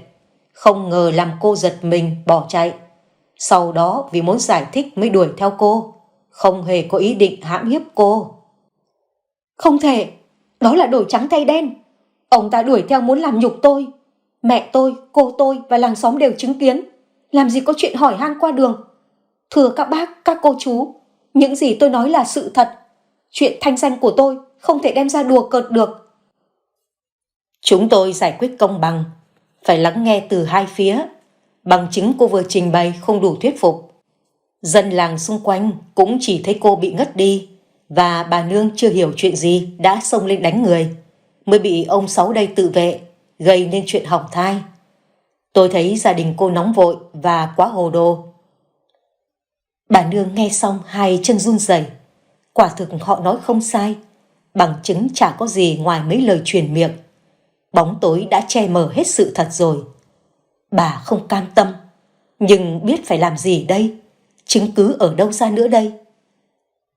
Bà đưa mắt nhìn lão Sáu đang cười mỉa mai một góc bàn. Lão không vội vàng biện minh, ung dung tự tại như kẻ vô tội. Bà hận chưa thể giết chết được lão. Nếu không đủ chứng cứ kết tội, rồi mai kia lão sẽ tìm cách hại bà, hại cả mấy đứa con của bà. Gai đâm sâu vào trong lòng, bà thật sự bế tắc. Cự cãi qua lại, hơn thua với nhau từng chi tiết nhỏ, bà nương không chịu khuất phục, nhưng lại không mặt dày như bọn họ. Cãi nhau không phân biệt sai đúng. Mụ Thúy như được đà tiếp tục chỉ chiết. Các bác các chú thả chồng tôi về đi. Chồng tôi mà bị ốm đau, có mệnh hệ gì thì mấy mẹ con tôi biết nương tựa vào ai đây? Suốt cả tuần qua, người dân trong cái làng này nói móc mỉa toàn lời ác ý. Chồng tôi đủ khổ sở lắm rồi. Cô Thúy, cô đừng ăn nói hàm hồ. Nếu chồng cô không phạm tội, đạp tôi khiến tôi sảy thai, thì ai bắt ông ta? Cái gì cũng có nguyên nhân của nó. Này nhá, cái bà nương già kia, bà già rồi còn mất nết. Ông Hoạt chết rồi, bà mang thai với ai hả? Già rồi gần xuống lỗ còn có thai, ai mà tin cho được? Giấy tờ bà gửi lên đây chưa chắc là thật. Việc tôi có chữa với ai là quyền của tôi. Việc của chồng cô là đạp vào bụng tôi, gián tiếp giết người. Hành vi này pháp luật không thể dung tha. Mấy thứ bằng chứng bà đưa ra có cái nào xác thực? Còn việc chồng tôi phòng vệ là do bà đánh ông ấy trước. Thế nên đừng to mồm. Dắm ba cái bằng chứng rẻ rách, đừng có to mồm. Cô cái cùn thì gió. Chồng tôi không có tội gì hết. Phạt hành chính bồi thường cho bà ít tiền là được chứ gì. Mong hội đồng xét xử ghi nhận giúp tôi. Trong lúc gay cấn nhất, tưởng như bà nương phải cam chịu số phận, buông thả cho tên đàn ông đốn mạt kia ra về, thì sau cánh cửa ủy ban xuất hiện một người đến bản thân của bà nương cũng quên mất từ lâu. Cô Soan vội vàng kéo theo mụ Xuyến vào trong hội trường xét xử. Trên tay mụ vẫn đèo bồng đứa con được vài tháng tuổi. Không để mọi người phải chờ đợi quá lâu, Mụ Xuyến mạnh dạn lên tiếng. Tôi góp thêm bằng chứng, tôi có cả mạng sống và một đứa con để làm nhân chứng đây. Đây là đứa con của tôi và ông Sáu. Ông ta phải đền tội cho những hành vi khốn nạn đã gây ra. Xin mọi người hãy nghe tôi trình bày. Tất cả mọi người đều kinh ngạc sửng sốt trước lời nói của mụ Xuyến. Bà nương cười thầm trong bụng. Hóa ra giúp người trong lúc khó khăn lại có lợi ích như vậy. Bà ngồi xuống ghế, không đôi co thêm với cô Thúy nữa, tự tin nhìn vào khuôn mặt hết hồn của lão Sáu. Để rồi xem lão sẽ chống đỡ nhân chứng sống này như thế nào. Cô Thúy như không tin vào tai của mình, giật mình đốt trà. Là Xuyến phải không? Ở xó xỉnh của làng lại dám vác mặt đến đây ăn vạ ai? Tôi không ăn vạ ai cả, cũng không thèm một đồng một cắc của chị. Tôi đến đây để bảo vệ cho cái đúng, lẽ phải. Thưa các chú, các bác, đây là con của tôi với ông Sáu. Vì ông ta bạo hành đánh đập nên tôi phải bế con đi trốn. Ông ta và tôi từng lên kế hoạch hãm hại bà nương. Tôi xin nhận tội, và tôi cũng kết tội ông ta. Tôi sẽ khai báo tất cả. Trước sự cứng rắn mạnh bạo của mụ Xuyến, tất cả mọi người đều đồng ý cho mụ trình bày sự việc. Mụ từ tốn ngồi xuống kể từng chi tiết nhỏ nhất. Từ việc mụ tiếp cận lão, hai người qua lại với nhau thế nào, và kế hoạch tiếp cận bà nương sau khi có thai ra sao. Nghe đến đâu, dân làng, bàn lãnh đạo trố mắt kinh ngạc đến đó. Lão Sáu nhiều lần muốn chống cự, nhưng hoàn toàn không được như ý. Mụ Xuyến kể ra hết, nhẹ lòng ôm đứa con vào lòng, giấm dứt. Tất cả những gì tôi kể hoàn toàn là sự thật. Tôi đem mạng sống của tôi và con trai tôi ra đảm bảo. Lão ta khốn nạn đến như vậy, chuyện gì cũng dám làm. Xin mọi người trừng phạt đích đáng. Còn tiện nhân, tao nuôi mày, bao bọc cho mày, mà mày dám phản tao. Ông Sáu, ông nói ra không biết ngượng mồm sao? Ông đến vì tôi nịnh nọt, là do tôi ngu mới tin ông đi hại người. Ông nói xấu vợ con mình, nói bà Thúy chỉ biết đẻ con gái, ăn hại. Ông gieo cho tôi bao điều ác, đánh đập tôi thưa sống thiếu chết. Nếu không có bà nương cứu tôi, thì tôi còn mạng đứng ở đây tố cáo ông hay không? Mày khó lắm, tao mà ra khỏi đây, tao cho mày mục xương. Đấy, mọi người nghe thấy không? Thấy thái độ và bộ mặt của ông ta chưa? Mọi người gống cổ ông ta ném vào tù đi. Lão Sáu như không kiềm chế được bản thân, vùng vẫy muốn đánh người. Liền bị các chú công an viên gồng tay giữ chặt. Lão chửi thề náo loạn cả cái ủy ban vào ban trưa. Cô Thúy như chết lặng. Bản mặt của ông chồng thương vợ yêu con đã hoàn toàn biến chất. Cô nhìn chồng chằm chằm. Lão chồng điên tiết trước mắt không còn là người nữa rồi, là một con thú đáng sợ. Cô ôm mấy đứa con vào lòng như chết lặng. Còn chưa dừng lại ở đó, đứa con gái lớn của cô Thúy, mồm nhai kẹo cao su, ngồi im từ lúc nãy giờ, bây giờ mới lên tiếng. Ông ta cũng từng sàm sỡ, sờ mó vào cơ thể của con. Tuy chưa xâm hại con, nhưng con muốn trừng phạt ông ta, không muốn ông ta làm bố của con nữa. Thêm một lần chết lặng. Lão Sáu đúng thật không phải là con người. Lão nhổ nước bọt, tiếp tục quát tháo. Còn mất dạy kìa, mày có phải là con của tao không hả? Cho mày ăn học, mày dám nói tao thế hả? Còn chó. Đúng, tôi là chó. Tôi được sinh ra từ một con chó. Tôi hận ông. Nếu chết được ông chết đi, cho mẹ con tôi được yên ổn. Ôi trời đất ơi, Lan ơi là Lan, mẹ xin mày. Cô Thúy đau lòng khóc lóc, van xin đứa con gái lớn im tiếng. Có ai làm bố mà đi sàm sỡ con gái ruột của mình hay không chứ? Người làm mẹ như cô xấu hổ nhục nhã để đâu cho hết. Bênh vực ư? Bao che ư? Một kẻ tồi tệ như lão liệu có xứng đáng? Cạn lời, tôi cạn lời rồi. Đụng đến ai tôi không quan tâm. Đụng đến con gái của tôi, sỉ nhục tôi chỉ biết đẻ con gái, thì tôi không có gì muốn nói thêm nữa. Tôi xin phép đưa các con tôi về. Chị Thúy, chị nói chuyện với tôi một chút. Xuyến, tôi và không có gì để nói với nhau. Lựa chọn của thì tự giải quyết đi. Muốn sâu xé, muốn cho ông ta đi tù, mọi người cứ việc. Tôi giờ đây chỉ có 4 đứa con thôi. Không nói nhiều nữa, các con đi về, ở đây chỉ thêm xấu mặt. Vừa nói, cô Thúy vừa kéo mấy đứa con bước nhanh ra ngoài. Lão Sáu nhìn theo chỉ biết cáu giận quát lớn. Con mụ vợ kia, mày bỏ ông chết ở đây hả? Chúng mày là một lũ vô ơn, mất dạy. Bỏ mặc ngoài tai lời kêu than của lão, mẹ con cô Thúy đã dắt nhau đi xa tận đường dài. Sự thật đã quá rõ ràng. Mụ Xuyến bắt buộc phải viết giấy tường trình, đưa ra bằng chứng cũng như kết quả xét nghiệm huyết thống của cô Nhện và lão Sáu. Sau khi thu thập đủ chứng cứ, lão Sáu phải gánh hậu quả nặng nề, bản án dành cho một kẻ tồi. Bà nương ngồi đó, hai bàn tay nắm chặt, hai tay vểnh lên cao ngạo. Đến lúc bà phải hả hê khi chứng kiến hình phạt của lão Sáu rồi. Sau khi có bằng chứng cụ thể và nhân chứng có mặt tại đây, Hội đồng xét xử huyện đưa ra cáo trạng xử phạt như sau. Theo Điều 592 Bộ Luật Dân sự năm 2015, quy định về thiệt hại do danh dự, nhân phẩm, uy tín bị xâm phạm nào có hành vi xâm phạm tính mạng, sức khỏe, danh dự, nhân phẩm, uy tín, tài sản, quyền, lợi ích hợp pháp của người khác mà gây thiệt hại thì phải bồi thường tiền từ 10 triệu đồng đến 30 triệu đồng hoặc phạt cải tạo không giam giữ đến 3 năm. Trường hợp này chúng tôi xin tuyên cáo, ông Nguyễn Văn Sáu bị phạt tiền 30 triệu và hưởng án treo 18 tháng, được chính quyền và gia đình giám sát theo dõi. Sau khi hội đồng xét xử đưa ra bản cáo trạng, dù trong lòng chưa thỏa mãn với quyết định này, nhưng không ai còn lên tiếng nữa. Bà nương cũng nhẹ nhõm đôi chút trong lòng. Bà chỉ cảm thấy mọi chuyện mới bắt đầu. Sóng gió cuộc đời lão Sáu thực sự chưa thể chấm dứt như vậy được. Bà muốn lão phải trả giá cho việc giết chết giọt máu của mình. Dù không biết hay vô tình, lão nhất định phải trả giá. Lão Sáu không còn nụ cười ngạo nghễ trên môi, cằm phẫn đưa mắt nhìn mụ Xuyến, rồi lại nhìn bà nương. Không ai hiểu rõ lão đang nghĩ gì. Nhưng rồi thật bất ngờ khi lão đưa ra một lời đề nghị châm biếm.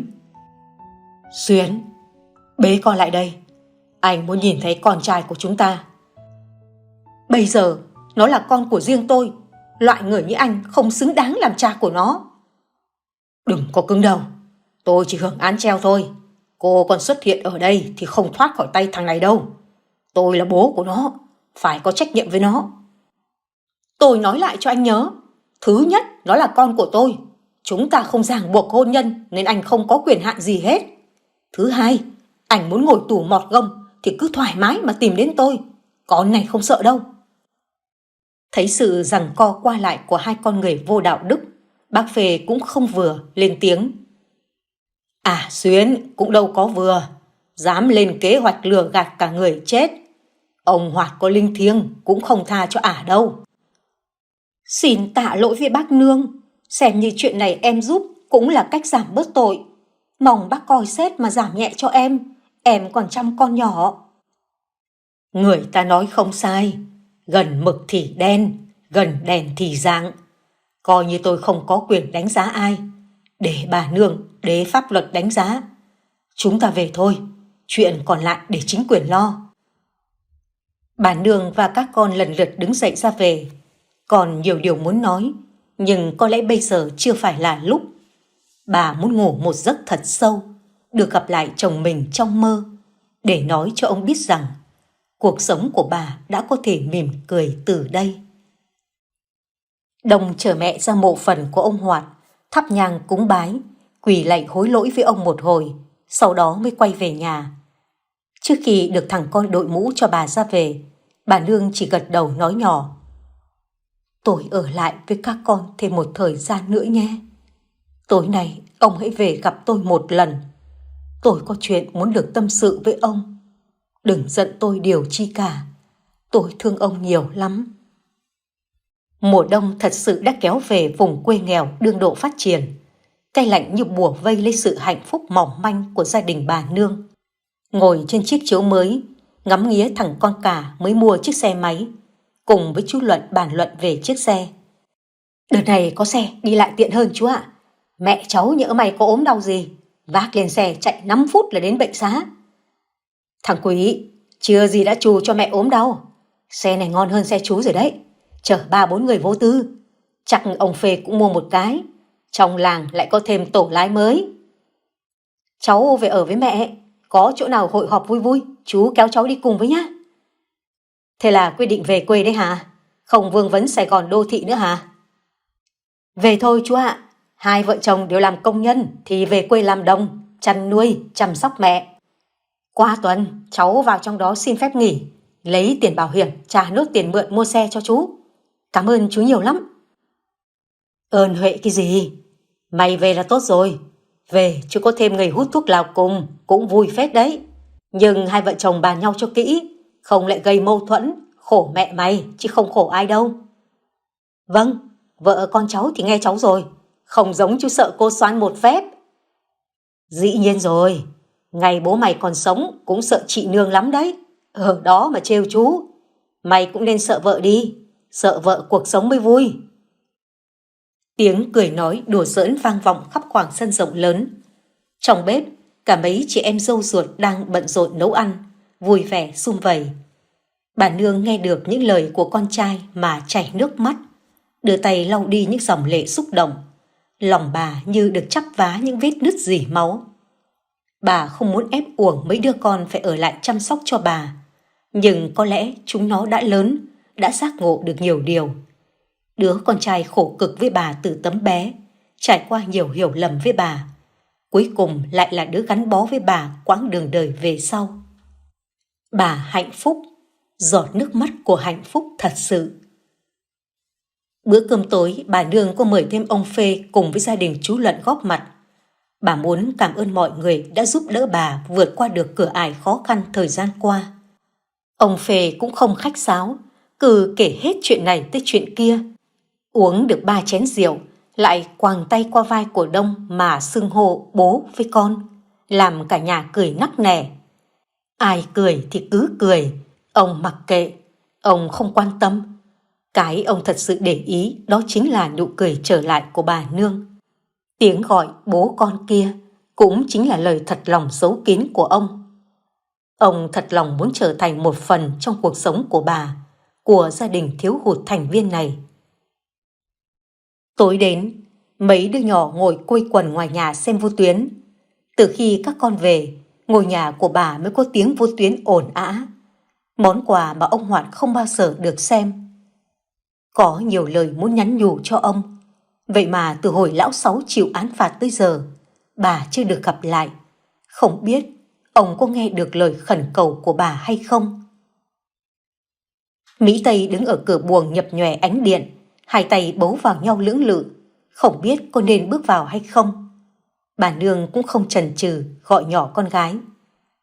Làm gì mà cứ thập thò, có chuyện gì muốn nói với mẹ phải không? Vâng, chuyện là con sắp vào Sài Gòn, nên... Con gái Mỹ Tâm đanh đá đi đâu rồi? Sao lại ấp úng thế kia? Có gì cứ nói đi, mẹ nghe. Mỹ Tây bước lại giường của mẹ, ngồi xuống bên cạnh, tiếp tục nhát gừng.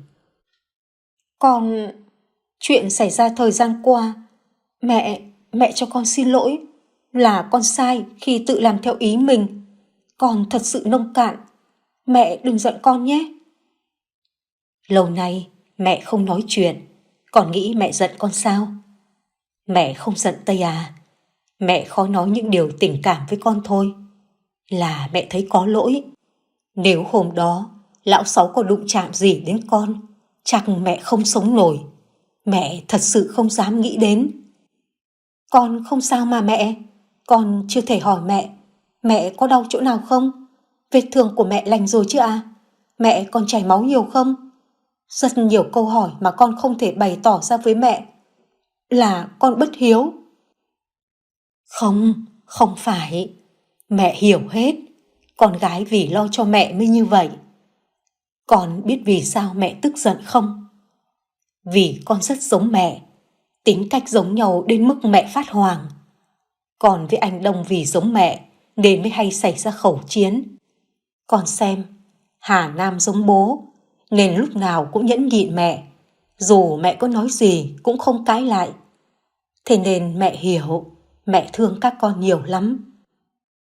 Mẹ ơi, con sai rồi, con không chịu mở lòng, con hư đốn, con chỉ ích kỷ phần con thôi, mẹ tha lỗi cho con. Bỗng dưng Mỹ Tây khóc òa, giang tay ôm lấy mẹ, nức nở không thôi. Bà Nương cũng ngạc nhiên vì hành động của con. Đứa con gái mạnh mẽ của bà ngày hôm nay cũng trở nên yếu mềm. Thì ra trên đời này, thứ khiến chúng ta yếu đuối nhất chính là tình cảm gia đình. Thứ khiến chúng ta mạnh mẽ nhất cũng chính là tình cảm gia đình. Bà cứ ôm lấy con gái mà khóc cùng con, giọt nước mắt lần thứ hai vì hạnh phúc tràn ngập. Mãi một lúc sau, bà kéo con gái đối diện với mình. Tuy bóng tối nhập nhòe, nhưng vẫn đủ thấy đôi mắt nhuốm màu đỏ hoe của Tây. Bà đưa tay lau giọt nước mắt yếu đuối của con, dặn dò: sau này, con không được nóng vội nữa. Con thấy đấy, cuộc đời nóng vội của mẹ là mất đi rất nhiều thứ. Con phải khác đi. Đừng hối thúc chồng con phải thế này thế kia. Phải tử tốn với gia đình chồng. Họ có học thức nên sẽ khó cho con thích ứng. Nhưng con xem, bao nhiêu năm họ vẫn tôn trọng coi con là con dâu của họ, chưa một lần nặng nề với con. Do con suy diễn mà ra, con hiểu chứ? Vâng ạ, con nghe lời mẹ dặn. Giờ con hiểu rồi, là con tự ti nên mới biến thành tức giận, ghen tức. Con vào đó sẽ cố gắng chăm lo gia đình thật tốt. Tết con lại về với mẹ. Tốt lắm. Phải giữ sức khỏe. Có chuyện gì phải nói với mẹ, với anh Đông, em Nam. Đừng tủi thân một mình, nghe chưa? Mỹ Tây gật đầu không nói nên lời, chỉ biết xúc đầu vào ngực mẹ rấm dứt. Tình cảnh xúc động này cũng khiến cô Phượng và Hà Nam ở bên ngoài vừa cười vừa khóc. Lần đầu tiên trong đời, Hà Nam phát hiện chị gái hay bắt nạt cô, khóc lóc thảm thương như vậy. Thực lòng chỉ muốn trêu chọc. Trong suốt bữa cơm, vì có mặt của bà Nương nên không ai dám nhắc đến lão Sáu. Khi mọi người say ngủ, hai người đàn ông trong nhà mới kéo nhau ra sân giếng bàn chuyện. Chú Luận và Đông thân nhau như anh em trong nhà. Họ tôn trọng vị trưởng bối là ông Phê, nên mời ông lên tiếng trước. Bác Phê, bác tính xem, bây giờ chúng ta xử lý lão Sáu thế nào? Có vẻ như nhởn nhơ rong chơi như vậy không ổn lắm. Bác cũng có một phần quản lý, nhưng thật ra chưa tìm thấy chuyện gì bất ổn. Chỉ có mụ Thúy vẫn chấp nhận cho lão này sống chung một nhà. Không hiểu được mụ ấy nghĩ gì. Không sợ ông ta giở trò đồi bại với con gái sao? Vậy chúng ta phải hỏi con bé Lan. Nếu có điều gì bất thường, bắt lão ta ngay. Án treo thế này cháu thấy quá nhẹ, không ổn tí nào. Lời nói của Đông vô tình bà Nương trong lúc dậy đi vệ sinh nghe được. Bà thật sự cảm động bởi tình yêu thương quan tâm của con trai mình và của hàng xóm láng giềng thân quen. Trước đó bà còn đau lòng lắm.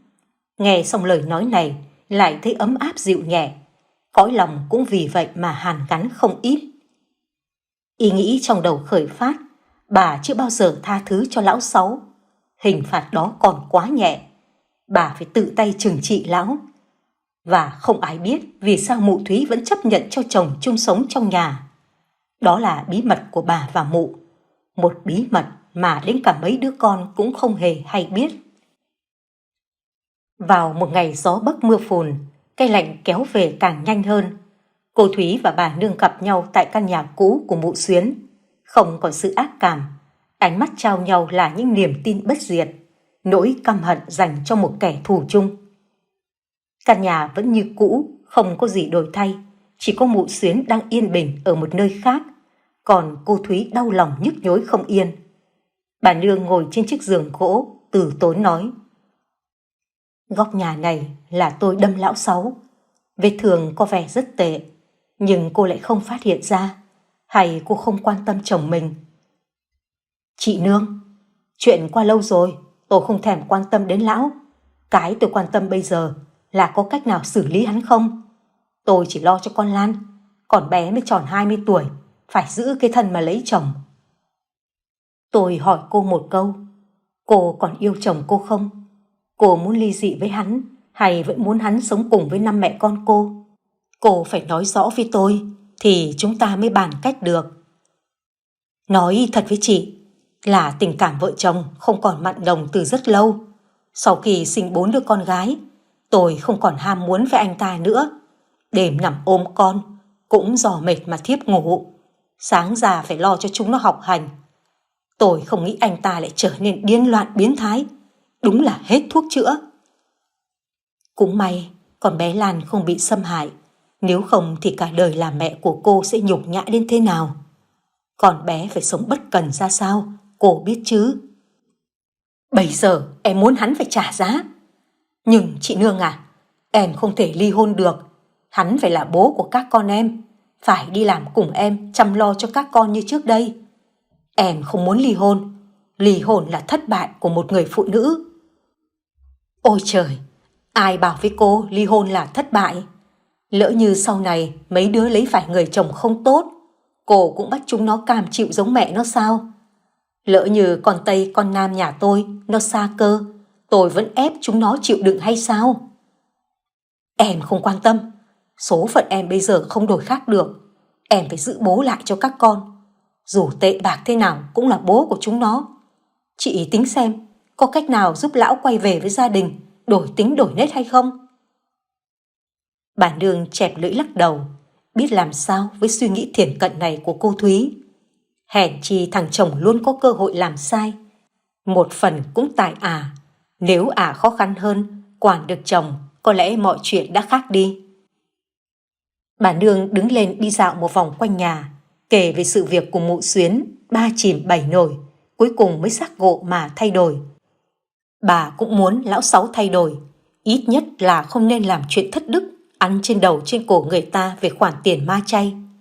Bà không thể chứng kiến sự dâm dê của lão đè nẹt lên thân con gái trong thôn này. Bà ngẫm nghĩ một chút rồi nói với cô Thúy. Tôi có một cách này. Cái chị Tâm làm ở trạm xá mình có chỉ cho tôi. Không biết tác dụng thế nào, nhưng đó là cách hữu hiệu lúc này. Cách gì hả chị?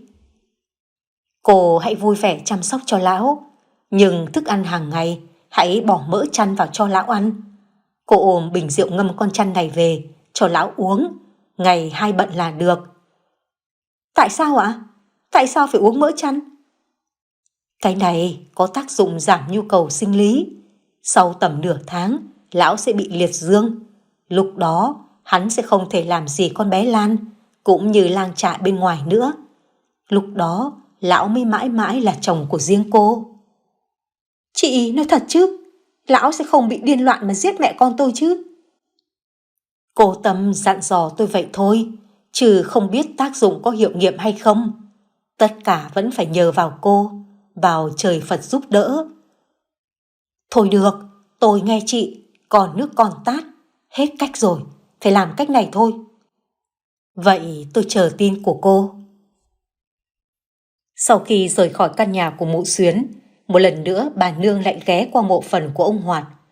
Mọi lần tâm trạng tồi tệ, lần này vừa ngồi nhổ cỏ xung quanh cho ông, bà hài lòng mỉm cười. Ông ở dưới đấy có khỏe không? Ngày nào tôi cũng nấu canh ốc, nấu đậu phụ cho ông ăn đấy. Ăn chán tôi lại đổi món nhé. Dạo này mấy đứa con đều đổi tính đổi nết. Chắc là ông phù hộ cho tôi phải không?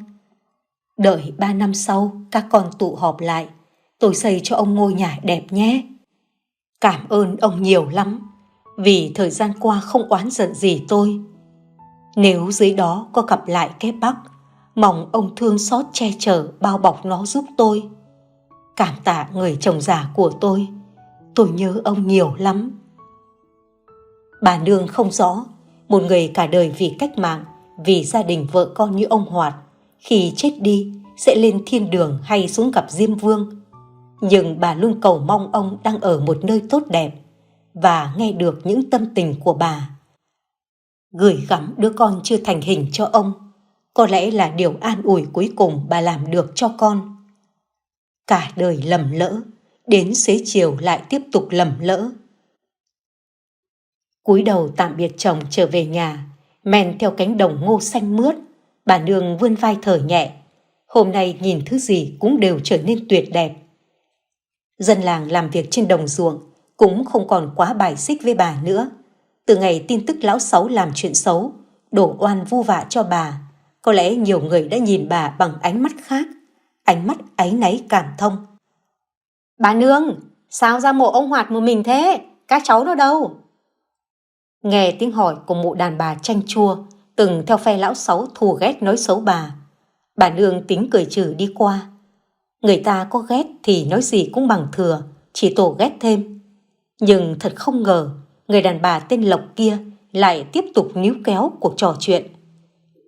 Tôi không có ý gì đâu, cái giọng của tôi xưa nay nó thế, chứ không kiếm chuyện với bà. Tôi hỏi chuyện thật lòng đấy. Vâng, tôi ra mộ thăm chồng của tôi, chả lẽ không được à? Miếng đất đặt quan tài cho ông ấy, tôi cũng mua của chính quyền rồi. Có gì phạm pháp nữa hay sao?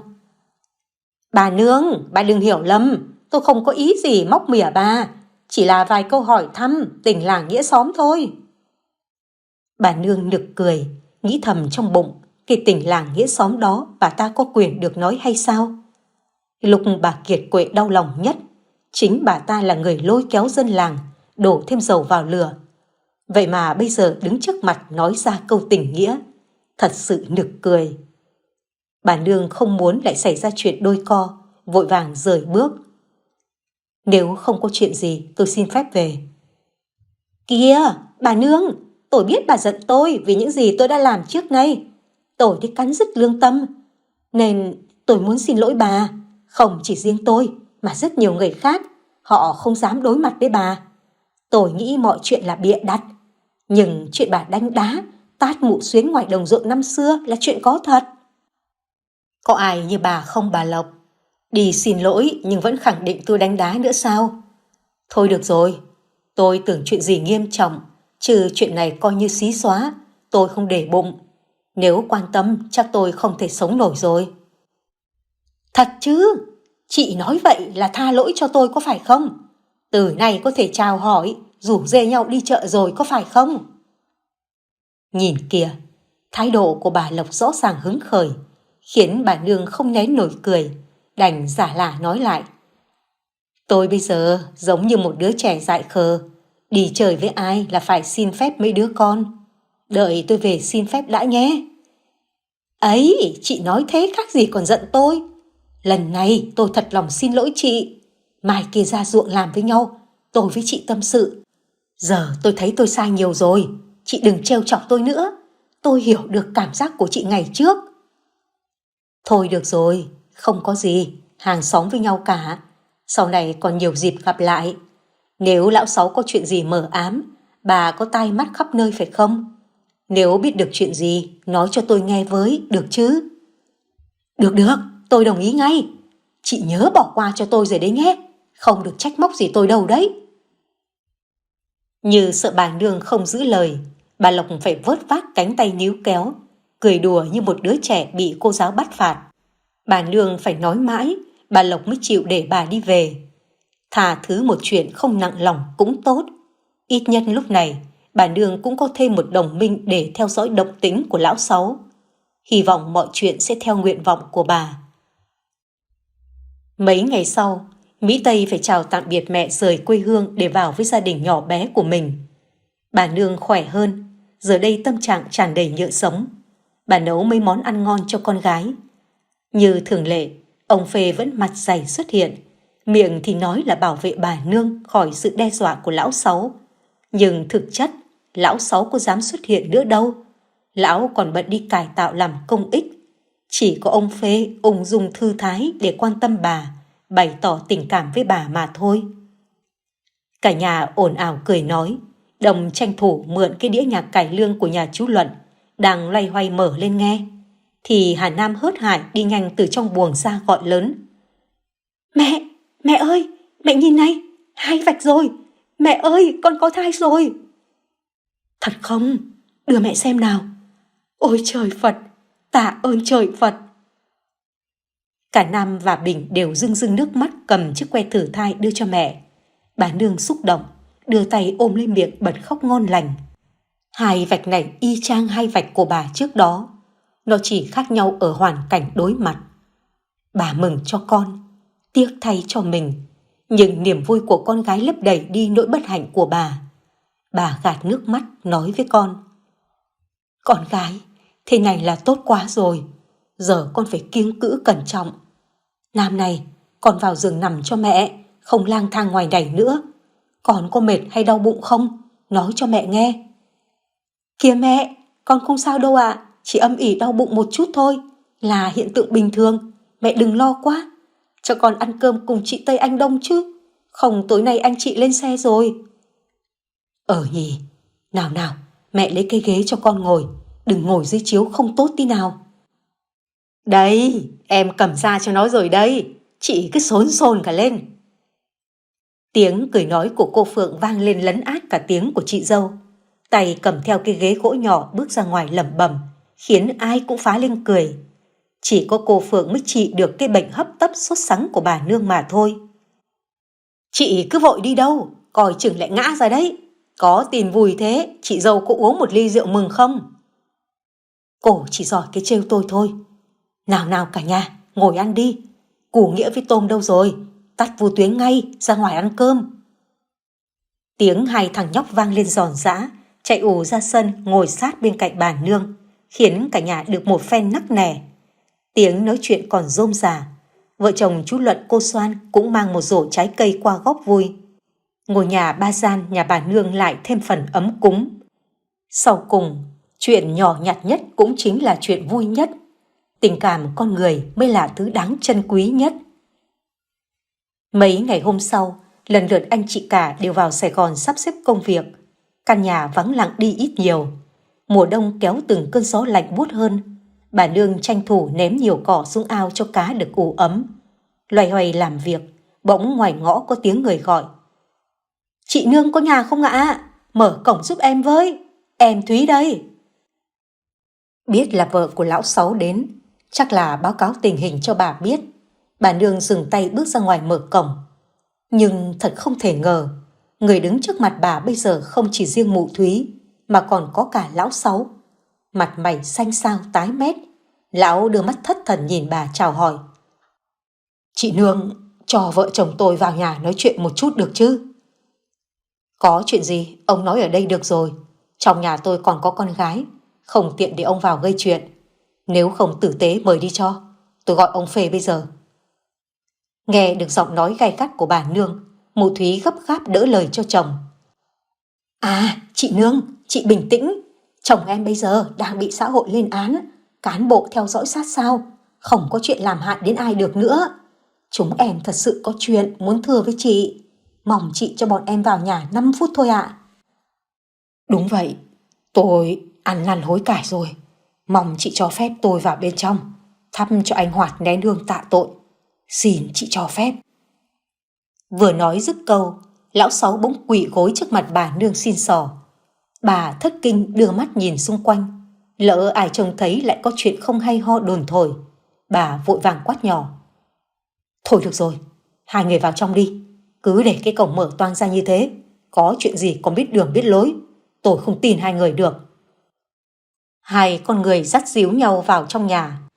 Dáng dấp của lão Sáu khiến bà nương không khỏi thở dài. Trước đây lão ta to cao khỏe mạnh, cớ sao chỉ trong vòng hơn 1 tháng, từ đầu mùa đông tới giờ đã thay đổi chóng vánh như vậy. Cả cơ thể gầy gò yếu ớt trông rõ. Bà đi sau chú ý vào hai vợ chồng nhà nọ. Kẻ thắp nhang, người khấn vái, mất một lúc lâu mới từ tốn ngồi xuống ghế nói chuyện. Chị khỏe chưa ạ? Trong người có đau mệt gì không? Lần sảy thai đó, tôi không biết làm sao để tạ tội với chị. Ông Sáu, hôm nay ăn phải thuốc mất trí nhớ hay sao vậy? Nói mấy lời này có ích gì chứ? Đúng là có chút muộn màng. Nhưng hơn tháng nay, tôi bị anh Hoạt hiện về xét xử. Tôi cắn rứt lương tâm vì đã làm sai với chị. Nên hôm nay tôi qua đây tạ lỗi với chị. Tạ lỗi sao? Cứ làm ra lỗi rồi đi tạ lỗi là mọi chuyện trở về như lúc ban đầu sao? Chú suy nghĩ nông cạn thật. Bây giờ tôi giết chú, sau đó tôi xin lỗi chú, liệu có được không? Nghe lão nhắc đến chồng mình, bà nương có chút run rẩy, trong lòng thầm nghĩ. Chẳng trách ông bận không về gặp bà. lý do là đi tìm giấc mơ của người khác phá bĩnh. Tuy miệng quát tháo, nhưng bà lại đưa mắt nhìn về phía bàn thờ của ông. Thấy thằng chồng ấp úng kêu than, mụ Thúy lại rối rít xin lỗi. Chị ơi, chồng em biết sai rồi, hôm nay qua bên chị. Thứ nhất là xin lỗi chị chuyện anh ấy gây ra. Thứ hai là gửi lại chị số tiền quan tài. Anh ấy chót dại, mong chị nhận lại và tha thứ cho chồng em. Vừa nói, mụ Thúy vừa lấy số tiền được gói ghém cẩn thận trong túi áo, đưa ra phía trước mặt bà nương lắp bắp. Thật ra, trị giá thực tế là 4 triệu đồng. Giờ nhà em ăn chặn 8 triệu. Em xin gửi lại chị 4 triệu ạ. Cô Thúy cất đi, tôi không dám nhận lại đâu. Mọi sự đã rồi, cô cầm về mua đồ ăn cho các cháu. Coi như tôi làm phước để chồng tôi siêu thoát, sớm được đầu thai. Ông ấy còn lởn vởn trong giấc mơ của chồng cô, thì chắc chắn chưa thể siêu thoát được rồi. Thôi, cô chú về đi, tôi phải nấu cơm cúng chồng tôi đây. Kìa chị không nhận là không tha tội cho chồng em rồi. Giờ đây anh ấy mất khả năng sinh lý, thận thì yếu, cơ thể bệnh tật đầy mình. Chị mà không tha thứ, chắc anh ấy sẽ chết mất. Hai vợ chồng cô chú hay nhỉ, dắt nhau về đi. Thôi được, tôi bỏ qua. Nhưng không có nghĩa tôi thân thiết. Cổng chưa khóa đâu, mời cô chú về cho, ngay lập tức. Tiếng nói lớn của bà nương khiến Hà Nam đang nằm trong buồng cũng phải bừng tỉnh. Cô ngó nghiêng ra ngoài xem, nhìn thấy hai vợ chồng lão Sáu côi cút ra về, mới giật mình bước lại gần mẹ hỏi dồn. Mẹ, sao họ đến nhà mình được? Sao mẹ lại mở cổng cho họ vào? Mẹ không sợ nguy hiểm sao? Mẹ cũng không gọi con một tiếng. Con nghén ngủ có nghe thấy gì đâu. Mẹ làm con lo quá. Bình tĩnh nào con gái, không sao hết, mẹ không sao. Con vào ngủ tiếp đi, cho cháu mẹ khỏe mạnh. Đợi cô Phượng đưa thằng Nghĩa đi học về, mẹ nấu cơm cúng bố con, rồi gọi con dậy sau nhé. Yên tâm, mẹ ổn hết. Mẹ à, họ đến có chuyện gì vậy? Họ xin lỗi. Tối mẹ kể cho con rõ. Bố con vẫn ở đây, gần chúng ta lắm con à. Vào thắp cho bố nén nhang nhé. Vâng, con nghe lời mẹ. Niềm vui thì ít, nỗi lo lại nhiều hơn. Thì ra cái rượu ngâm con chăn kia đã có tác dụng. Một điều kinh ngạc hơn nữa, bà không ngờ chồng bà lại đe dọa cả lão Sáu, tìm cách báo thù cho bà cả trong giấc mộng hàng đêm của lão. Thực sự có những chuyện chỉ có người chết mới giúp được cho người sống. Bà lặng lẽ khấn vái cảm ơn chồng, một giọt nước mắt lặng lẽ chảy xuống từ bao giờ. Suốt cả tuần sau đó, vì lo sợ ông Hoạt chưa thể siêu thoát, bà nương liên tục nấu cơm cúng cho ông. Tuy đã qua 100 ngày của ông từ lâu, vậy nhưng không một lần ông báo mộng về. Bà có chút buồn tủi, lại có chút hy vọng. Chắc ông đã về với thế giới của ông. Nhất định kiếp sau sẽ còn gặp lại. Bà còn nợ ông nhiều lắm. Bà muốn trả lại cho ông, trả từng cọng tóc rối, từng cái ôm thật chặt, từng lời nói cảm ơn và xin lỗi. Mấy hôm sau đó, Đồng và vợ con lại trở về quê, quyết định từ bỏ hết mọi thứ ở Sài Gòn xa xôi, ở gần với mẹ già yêu quý. Cả nhà lại rộn rã tiếng cười nói. Chỉ là không ngờ, lúc gia đình bà vui vẻ nhất, lại nghe tiếng la hét thất thanh ngoài đường lớn. Có người khóc lóc chạy theo người la hét. Dân làng ai ai cũng tò mò chạy ra coi xét. Không lạ lẫm gì khi thấy lão Sáu trần truồng cơ thể, vừa chạy vừa hét to. Cứu tôi với, tôi sai rồi, tha cho tôi, tránh xa tôi ra, ma quỷ, cứu tôi, cút hết khỏi đầu của tôi ngay, cút đi. Phía sau đó không ai xa lạ, mụ Thúy bế đứa con gái út chạy theo chồng, vừa chạy vừa khóc xé lòng. Chồng ơi, về nhà thôi, theo em về nhà, làm ơn tỉnh táo lại đi. Có ai không, cứu chồng tôi với, có ai không? Tình cảnh này thật là trớ trêu. Miếng nước trong miệng của bà nương cũng không rõ trôi xuống cuống họng từ lúc nào. Bà kêu Đồng chạy đuổi theo lão Sáu, giữ chân lão lại, không nhỡ lại rơi xuống ao làng phía trước. Tiếng người hô hoán, tiếng bước chân dồn dập vang lên. Từ phía trước, phía sau, những lời nói mỉa mai bắt đầu khởi xướng. Đấy, đúng là ông trời có mắt, ăn ở thất đức, chí khổ cho 4 đứa con, đẹp mặt nhà mụ Thúy. Mấy người cũng nhìn vào đó mà học tập nhá, sống có đức một chút, cho con cháu nó được nhờ. Nhiều lắm những lời qua lại đến chói tai. Bản thân của bà cũng hiểu rõ một điều, nhân quả báo ứng đến rồi. Tối đến quây quần bên mâm cơm, Đồng mới dè dặt lên tiếng. Còn tính không nhắc đến lão ấy trước mặt mẹ, nhưng nghĩ cũng tồi mẹ ạ. Bị thần kinh rồi, la hét suốt ngày, cô Thúy phải trói vào cột giường đấy mẹ. Mẹ cũng nên buông bỏ được rồi, người ta đang gánh tội. Thôi ăn đi các con, chuyện xấu quá rồi, đến lúc phải đón chờ cái tốt đẹp. Hà Nam ăn nhiều một chút nhé. Ngày mai anh Đông thuê xe taxi, chở em nó ra thành phố khám thai xem thế nào nhá. Vâng ạ, con biết rồi, mẹ cũng ăn nhiều một chút. Mấy đứa con thi nhau gắp thức ăn cho mẹ. Có ai ngờ được, chỉ hành động nhỏ này thôi cũng khiến bà nương khóc thầm trong lòng. Bà khóc vì hạnh phúc, khóc vì cuối cùng hạnh phúc cũng mỉm cười với bà. Hôm sau, tin tức lão Sáu bị điên được phát lên cả loa phát thanh của làng Sành Thu. Nhà nhà người đều tìm cách sửa lại cổng nhà, tìm cách né tránh lão Sáu. Người già người trẻ đồng loạt ban tặng cho lão ấy một tên gọi thân mật: Sáu Điên. Chiều tà bớt gió, mùa đông cứ lạnh tê tái như vậy. Ông Phề cũng không có quà gì mang biếu cho bà nương, đành lấy cớ thèm nước chè mà rón rén đến gọi cổng. Bà nương cũng không khách khí, mời ông vào nhà, tỏ lòng cảm ơn sâu sắc đến bác trưởng thôn tốt bụng vui tính. Thế cả nhà đi đâu hết rồi hả ba? Mấy đứa kêu trời rét quá, nên tôi bảo thuê xe taxi chở Hà Nam đi khám thai. Còn cô Phượng đi đón cô Nghĩa, chắc sắp về rồi đấy ông ạ. Mời ông uống nước. Cảm ơn bà. Dạo này bà vui hơn trước, nên tôi cũng thấy yên lòng hơn. Thằng cu Hải nó bảo, khi nào thu hoạch ngô, nó mang biếu bà một ít đấy. Chắc thế bà năm nay bận việc nhà không trồng trọt gì.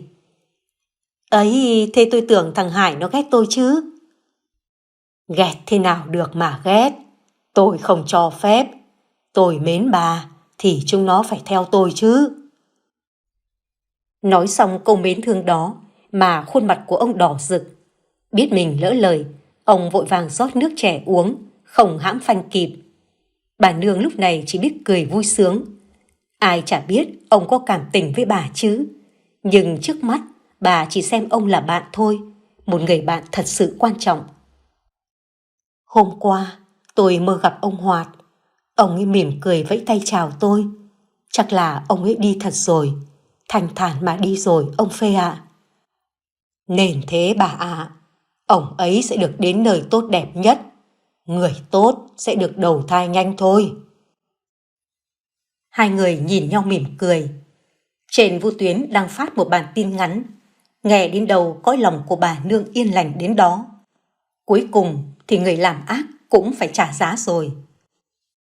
Theo tin chúng tôi vừa mới nhận được, bác sĩ Đặng Tiến, phó trưởng khoa xét nghiệm bệnh viện Y, vừa bị lật tẩy gian dối trong thủ tục xét nghiệm huyết thống với 4 trường hợp tố cáo có đầy đủ bằng chứng, được công an huyện Y phối hợp cùng giám đốc bệnh viện điều tra rõ sự việc.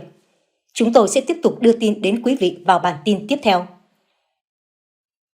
Ông Phê bàng quan, không để tâm đến bản tin tức đó, cứ nhấp một ngụm chè cạn sạch.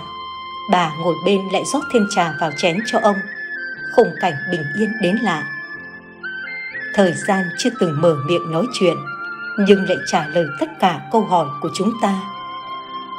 Hạnh phúc là điều to lớn trước mắt, nhưng mãi khi mất đi, chúng ta mới nhận ra điều đó.